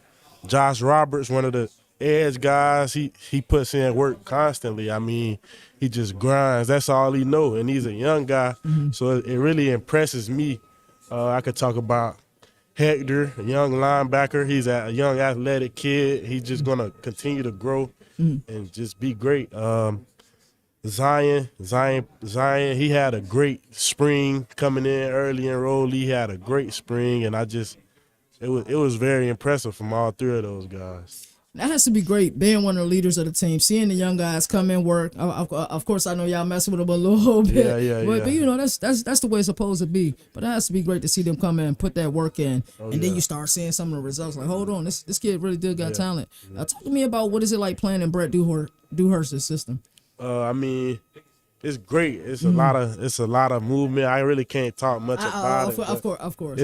It's gonna be you'll see during the season. It's gonna be great. Just told Kaden we gonna be at that Maryland game. Yeah. So we credentialed that Maryland all year. So we just it's gonna be a long day because we got a lot of games we need to get to that day. So we're gonna start our season with you guys. I think that'll be incredible. So now we're gonna get into our superlatives, fun questions. Right. You on the hot seat, man. So what's your favorite thing to listen to? 90 minutes, hour and 20 before a game. What you listening to? It's hour and 20 minutes before. I probably go like a little young boy. You in that mode. Some Cardi, something to turn me up. But when it's time to calm down before the game, catch my breath, I throw on a little R&B. Okay. Hey man, we've been listening to R&B all week. I know people been laughing at this, man. We've been to the Uber playing R&B, so that's what we at. So what's your favorite pregame meal? You a light eater or a heavy eater before a game? I'm like in between. I just try to get a lot of carbs in, spaghetti, noodles, and sometimes some chicken and stuff like that. Keep my energy up on the field. So if you could talk to the fans, donors, boosters at FAU, kind of do a Dear FAU letter, what would you like to say to them? You go ahead, look into that camera and talk to them right now. Dear FAU, I really appreciate y'all, and it's going to be a great season this season. I hope that y'all come out and support us as we need it, because we're going to do some big things and turn this program around for y'all. Hey, I like that. And the question we ask everybody, if you could have one last bowl of cereal, it's your last bowl, what would it be? I definitely got to go. It's only right. You got to go Cinnamon Toast Crunch. You got to go CTC. That's right. The number one answer, brother. It's only right. Hey, man, I appreciate your time. Appreciate y'all. I know it's been a busy day, man, but good luck on your season. Y'all gonna see us on the sideline, that first game versus Maryland. And do me one more favor. Shout out College Football Nation. Shout out to College Football Nation, man. I appreciate y'all. Keep doing what y'all doing. That week one game, I'm gonna walk up to you, dap you up. You like, man, you say you're gonna be here. I'm gonna come see y'all. We gonna be there, man. I truly appreciate you, brother. I appreciate you. All right. Welcome to Bull Rush, the ultimate arena where competition meets strategy. Bull Rush is your gateway to high-energy challenges where skill earns rewards and champions rise. Challenge your friends in fantasy sports picking competitions where every decision counts. Prove you really know the game by climbing the leaderboard, outsmarting your rivals, and locking in bragging rights.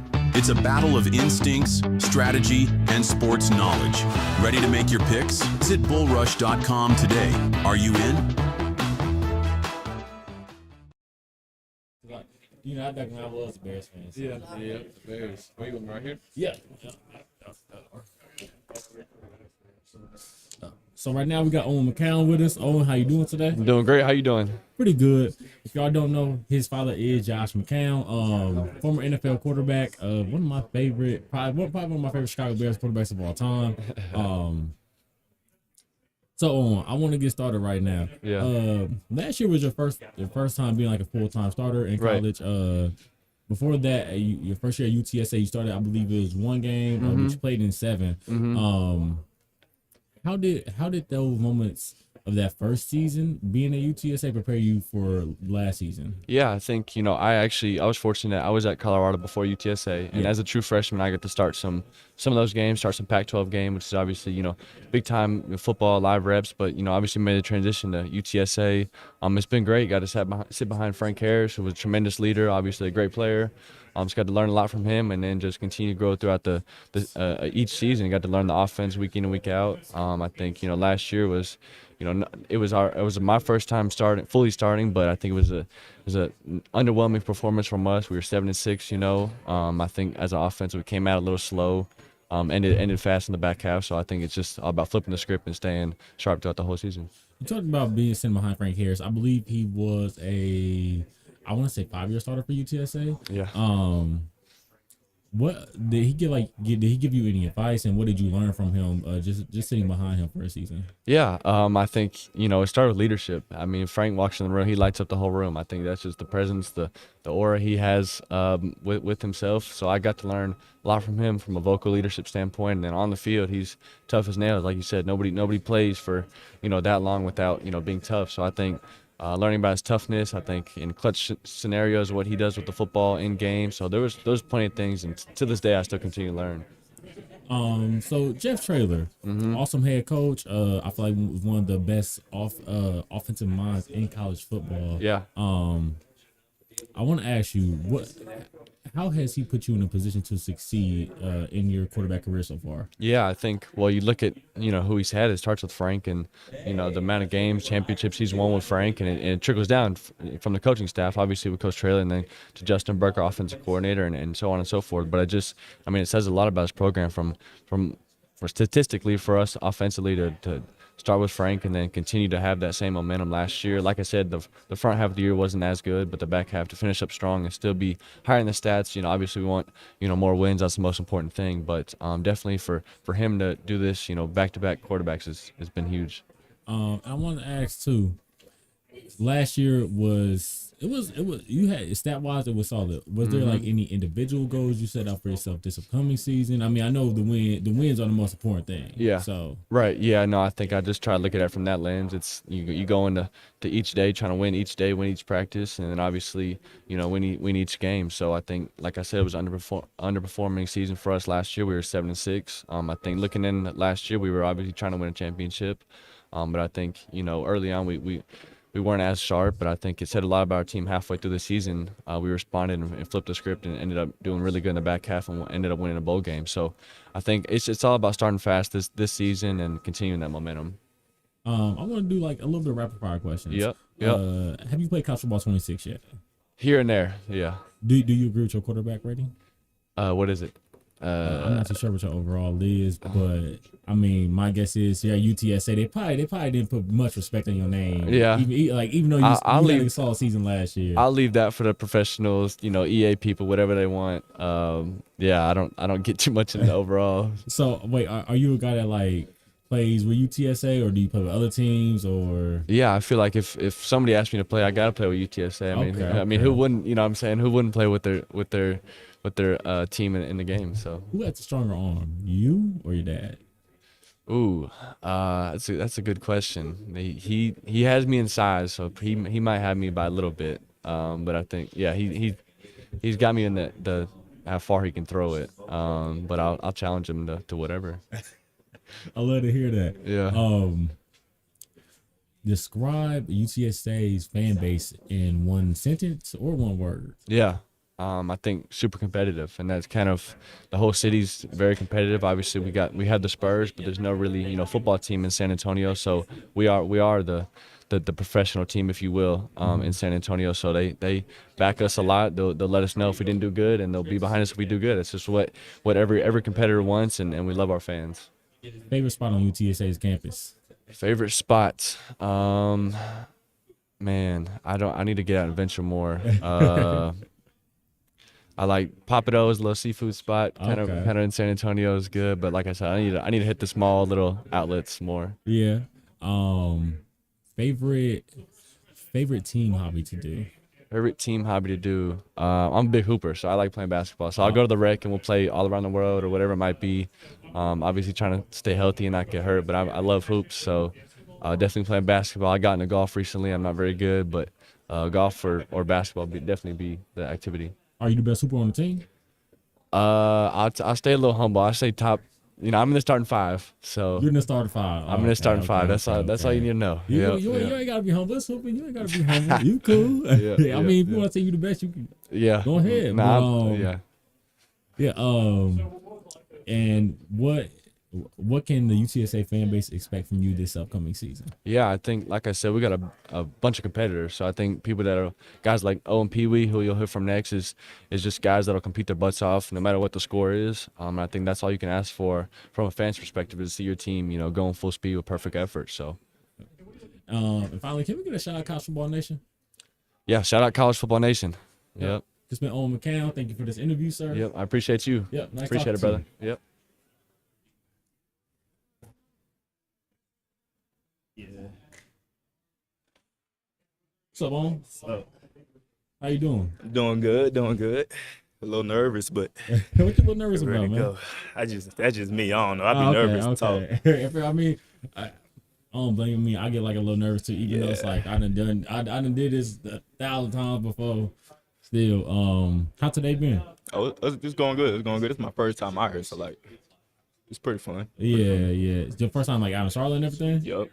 Wait, so where you originally from? Liberia. Originally from Liberia, but I'm from Houston. Oh, okay. So last season was 76 for y'all. Right.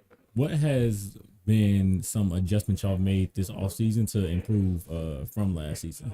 On defense, at least. On defense, I know we got a lot of new players in every position, so it's just really just team bonding, trying to make sure all the guys know each other and trust each other. Off the field stuff, conditioning, make sure everybody's right and stay healthy this season. Yeah, and usually media day it means something when players are at media day. It means the coach trusts you a lot. Right. So how has he put more trust into you this upcoming season? He always used terms like withdrawals and deposits. So like you just doing what you're supposed to do off the field and on the field. That's like deposits and stuff. And like when you're not doing what you're supposed to do, that's withdrawals. So I feel like I've been doing a lot of deposits on the field, making him trust me, and off the field too, taking care of my stuff like schoolwork, not being late, going to the training room on time. So I feel like that just built up a lot of trust in me. What's been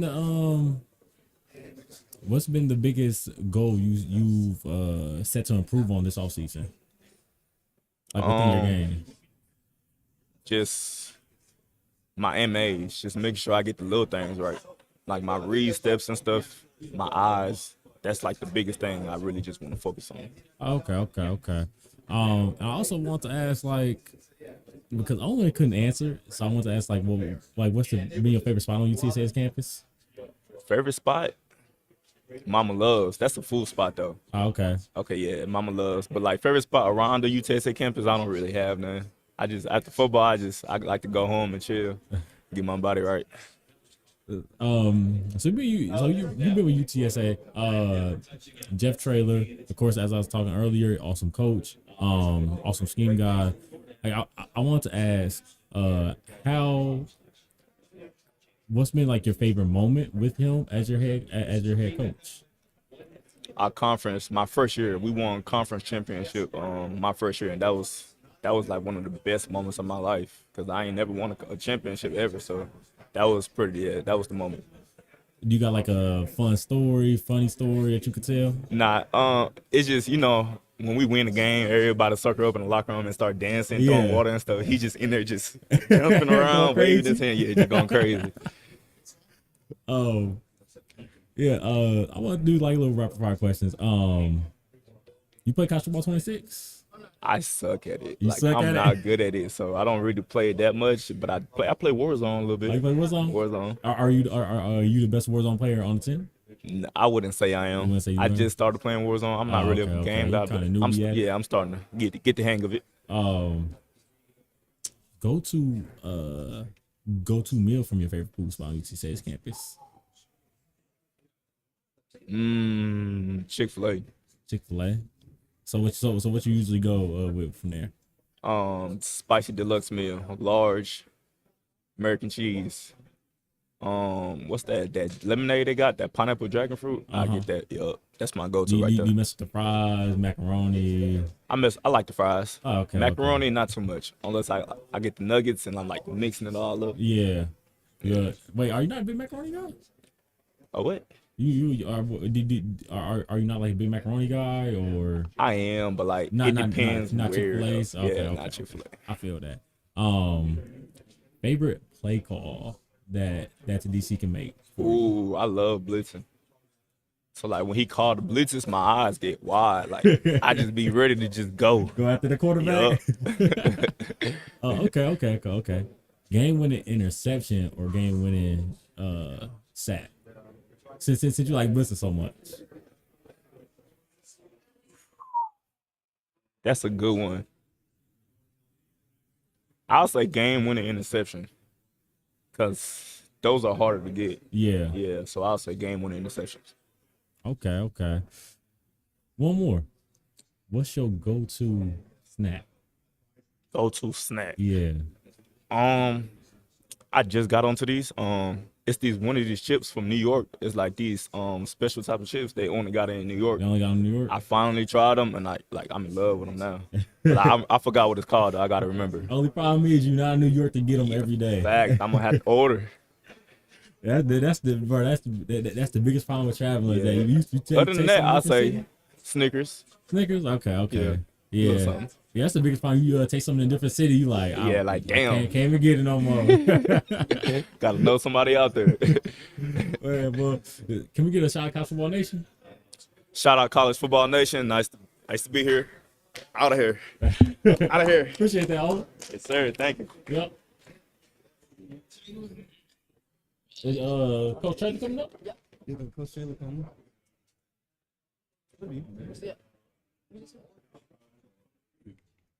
I appreciate that.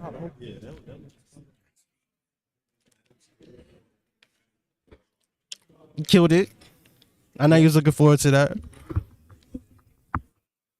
We talked to Owen offline. We talked to Owen offline. Pro is pro. Pro is pro.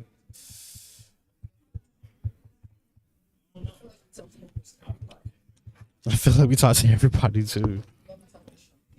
Charlotte, Rice, South Florida, yeah.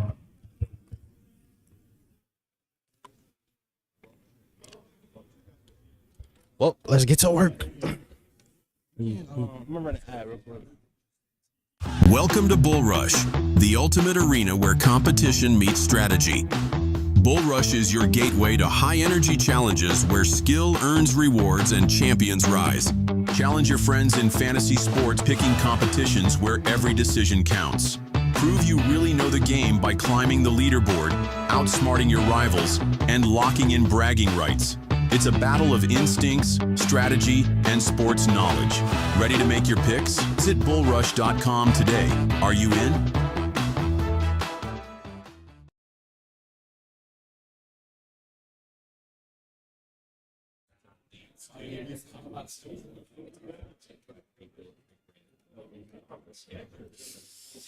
Man, KT, that was fun. Yeah.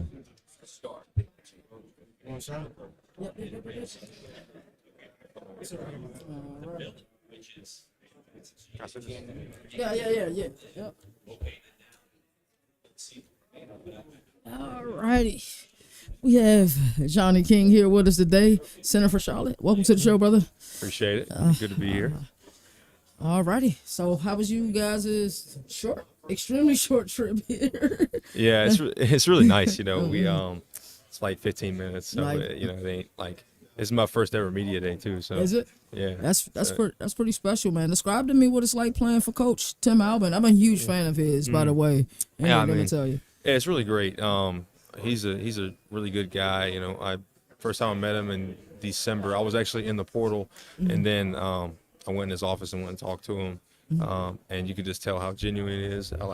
How much he cares about his players. So it's really comforting to play for someone that cares about his players as much. That's phenomenal. So you said you got here in January. How was your winter workouts, and then how was spring camp in your estimation? Yeah, I mean it was good. It was winter workouts, hard, difficult, tough. Spring went well.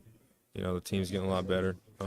We added some new guys in the summer, so kind of coming together as a team. But all that went how it was supposed to go. So Yeah, you think about the portal, and then you also think about having a new coach. The new installs. That it has to be a lot going on there. What has it been like trying to protect Connor Harrell? It's been anytime you get a new offense, it's difficult. This offense is a great offense. So I'm very excited about it. Definitely a lot of new stuff. But I've been playing for a minute, so it's kind of like things that we've done in the past, but like differently. So kind of football kind of all comes back around. Most of it's similar, but you got different terminology and stuff like that, and there's little tweaks on how everyone does things differently. So, but getting adjusted to that, it's been good. So What are some of your expectations for fall camp? Yeah, the biggest expectation for me and for the team would be, coming together and competing. I feel like great fall camps always have that competitive edge when you come out there every day and it's like game day. You want guys that come out there and like fighting for positions and, making this team better. That's what, I want that to be the dudes to come out there and really like be competitive, love football, and that's why they're there. So that's incredible to hear that. That's what you want. You want the competitiveness. You want people to go out there and earn their roster spots. That says a lot about who you are as a person. So talk about what is it like playing center. I think maybe not even to the novice fan, to even somebody who watches football regularly, they may not understand all the communication that happens on the offensive line. A lot of that has to deal with you. Can you talk to us about it and take us through the mind of a center for a second? Yeah, so my job is basically I got 4 less seconds to identify defense and the front, correct? Identify front and then identify the defense and kind of tell everybody, get everybody on the same page.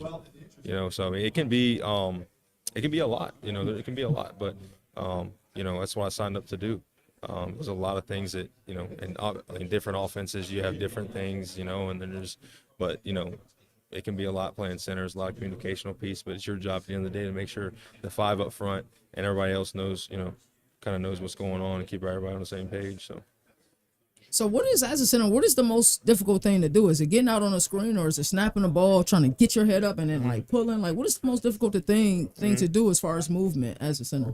I would definitely say pulling as a center. Yeah, that's difficult because you got to be able to make sure that you're keeping your body in line. So you're trying to snap the ball accurately, but at the same time, you got to get somewhere. So you really got to snap the ball and then turn your body. A lot of times that can be difficult for a lot of people. So it takes a lot of practice to do that. Is it also difficult between the times you guys actually decide to go under center versus like a pistol where it's a shorter distance between the quarterback and the center versus a full-fledged shotgun? Like, is it difficult to like at those varying levels? Is it difficult to snap the ball? I don't be like, not really. It don't really change much for me. I kind of just snap it right, like how I snap it. I snap the ball weird, anyways. It's not like traditional. That's what everybody says about. Is it Jason Kelsey? Yeah, they were saying. He snaps the ball really hard. Yeah. But I don't snap the ball like him. I snap the ball just in an awkward, way. It's just kind of the way I learned how to do it, and it allows me to be able to kind of keep the accuracy and but it doesn't really change much for me unless we're going under center. That changes. But like pistol and shotgun are kind of the same thing. Wow, that's interesting because I've always wondered, like, what's that like? So who are some of the offensive linemen? Do you play more than center? Do you play guard as well? I have in the past. I don't play guard anymore. I can. But I've been playing center mostly. You've been playing center mostly? So who are some of the guys, that you've maybe not modeled your game after, but, maybe somebody you looked up to, that played the position? Actually, we just talked about Jason Kelsey. When you talk about, like, I feel like a lot of people, I'm not the biggest guy. Like, I never have been the biggest guy. I think I'm kind of athletic.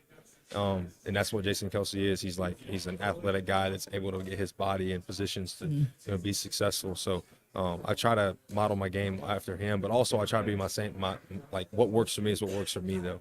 So like, I try to take bits and pieces of people's game that I see in the past and okay, that looks pretty cool. And then I'll go talk to my coach about it and be like, hey, what do you think about this? And then he'll kind of give me a perspective of it and then see if I can add to my game. Wow, that's certainly shows one the humility that you have to be able to accept any form of criticism, and then to go like, hey, what do you see about that football is such a mental game. Yeah, A lot of people don't yeah. realize that it's very brutal and physical, yes, but it's such a mental game. So that's impressive to hear. So I want you to look into that camera, talk to the 49er faithful, whether it's the fans, the student body, the donors, the boosters.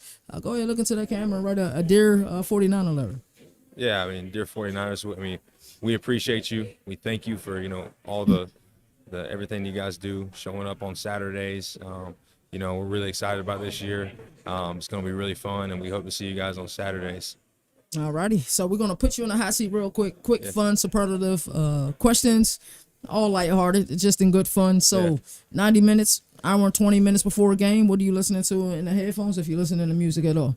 I used to listen to music. I stepped away from it. Mm-hmm. I kind of just, what I do is really, I'll go in the weight room or wherever, like depending on where we're at, and I kind of just sit down and relax. I try to take my mind off everything.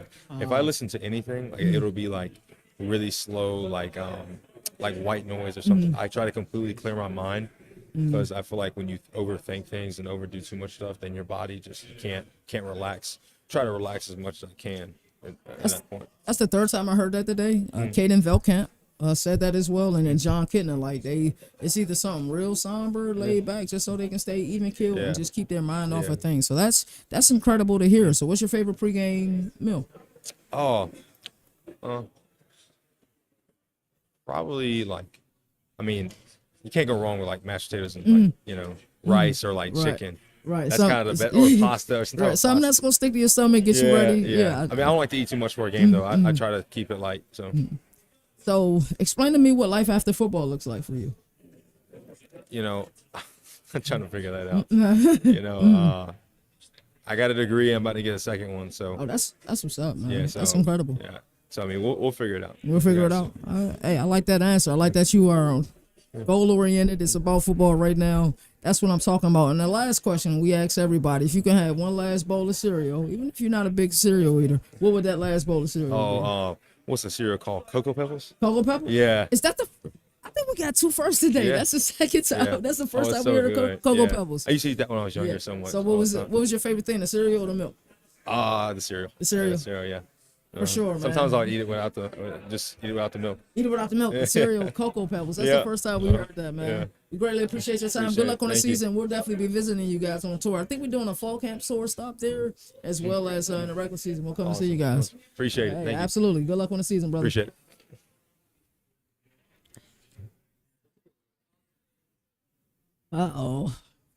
Defensive back has just entered the building. What's happening, brother? I'm doing pretty well. I'm going to ask the same question that I asked to Johnny. How was your short trip here? How long was it, roughly? About 15 minutes. Very short. About 15 minutes. So what is it like playing in the Queen City, man? We love the city. He's from Decatur. He's from Atlanta. All of us are from D.C. Okay. And we probably here 4 times a year. We love it that much. So what is it like being a college student in the Queen City and then playing for the Queen City? It's very good. Honestly, I like it. It's a lot of things to do, a lot of places to eat. I love to eat. Just our fans, the atmospheres, every game, especially last year, people showed up, and I really appreciate it. So Tim Albin joined there from Ohio. I'm a huge fan of Tim Albin, to be honest with you. How has the culture shifted since he's become head coach? It's became more family oriented. Everyone's trying to go the same direction. And honestly, that's the only thing that we needed for real. We just needed somebody that is going to come in and make sure that he laid the ground rules and make sure that everybody going the same direction. That's phenomenal. So I didn't have your talent, nor your size, but I'm a DB through and through. And I remember talking trash to the quarterbacks, talking trash to the wide receiver.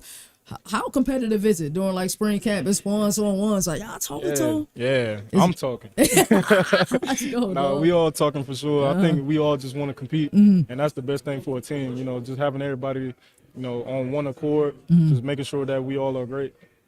So I know you can't say the play, but I always love asking this question. What's maybe the scheme that you'll be doing during a specific play that when you hear it, you're like, yeah, I'm about to ball out right now? There's this one call. Can't tell you. Of course. But I'm playing robber, basically. and that's gonna probably be my favorite call. Oh, you floating? Yeah. So you prefer to headhunt or you prefer to go That's get an all I want interception? to do. That's all I want to do. I mean, at the end of the day, the ball skills are there, but I ain't really looking for the flashiest plays, but You I try to be definitely want to physical. come downhill. Yeah, you want to let them know you're there. Yes. That's what I'm talking about. So I want you to look into that camera, give a Dear 49er letter to the Charlotte faithful, the donors, the boosters, and everybody who supports you all every Saturday. So you can go ahead. I just want to say I really appreciate y'all coming out every single Saturday. The way that y'all show up, it's been very important to the team, the coaches, the standard. Y'all are holding the standard, and this year the team will hold that standard. So I really appreciate y'all. So before we get into our superlative question, I do have one more question for you. How were winter workouts? How did spring camp go? And what are some of your expectations for fall camp? Yeah, winter workouts, summer camp, and spring all been good. I think we are focused, more competitive, a family. That's the biggest point or emphasis that we've been since Coach Tim and the staff came. So I just think just being on the team, playing together, that's all what's going to change the city of Charlotte. I think when you look at the programs across America that are really successful, they're able to retain their players. And we see a lot of players enter the portal. I think that family element is something that's really important. You look at what Dabo Sweeney is doing at Clemson, that family element. Tim Albin definitely had it at Ohio, and I see that he's bringing it here to Charlotte.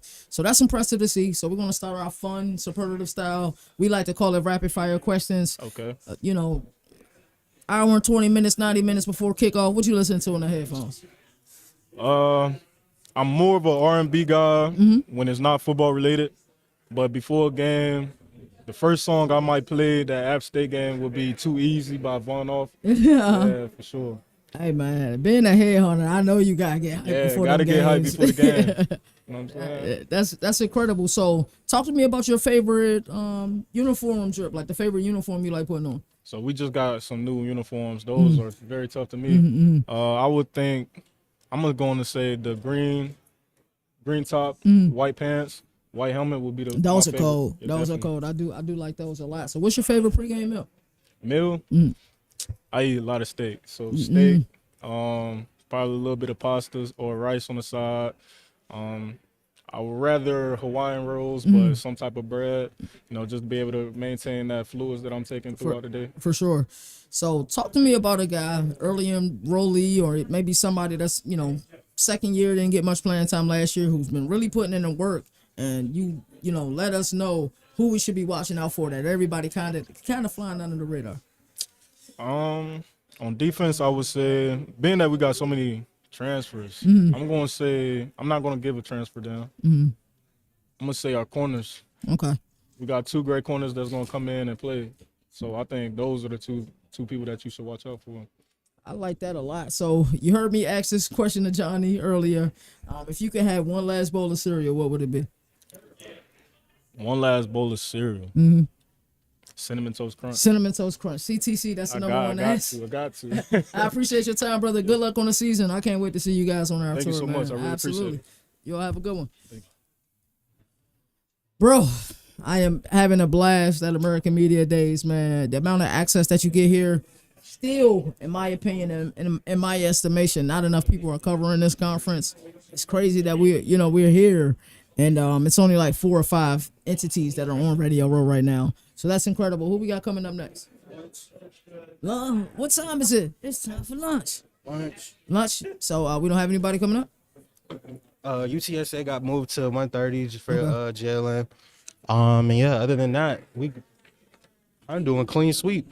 Shout out to the sponsors. Shout out to the guys, the gang, Bull Rush. Also, if you are a sponsor and you want us to have your gear on, you want to have your company brand on our lower third, on our ticker, holler at us. We're doing a tour this upcoming year, our 2025 college football tour. And y'all heard us already talking. We got like 3 or 4 stops. Week 1 already. And that's not including the rest of the team who's going to be places as well. It's been fun. It's been amazing. We will be right back. We are hungry. We haven't eaten all day, and we've been providing great content. Yeah. Y'all don't gotta go. Y'all don't gotta leave. We saying y'all can chill and just stay there until we go live again. But for now, y'all get the hell up out of here. As I always like to say, there are no more victories in the sport that survive in advance. That's why college football has the greatest regular season. And until next time, about an hour, We'll be right back. Big shout out, Bull Rush. Welcome to Bull Rush, the ultimate arena where competition meets strategy. Bull Rush is your gateway to high-energy challenges where skill earns rewards and champions rise. Challenge your friends in fantasy sports, picking competitions where every decision counts.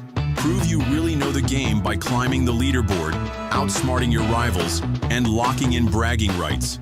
It's a battle of instincts, strategy, and sports knowledge. Ready to make your picks? Visit bullrush.com today. Are you in?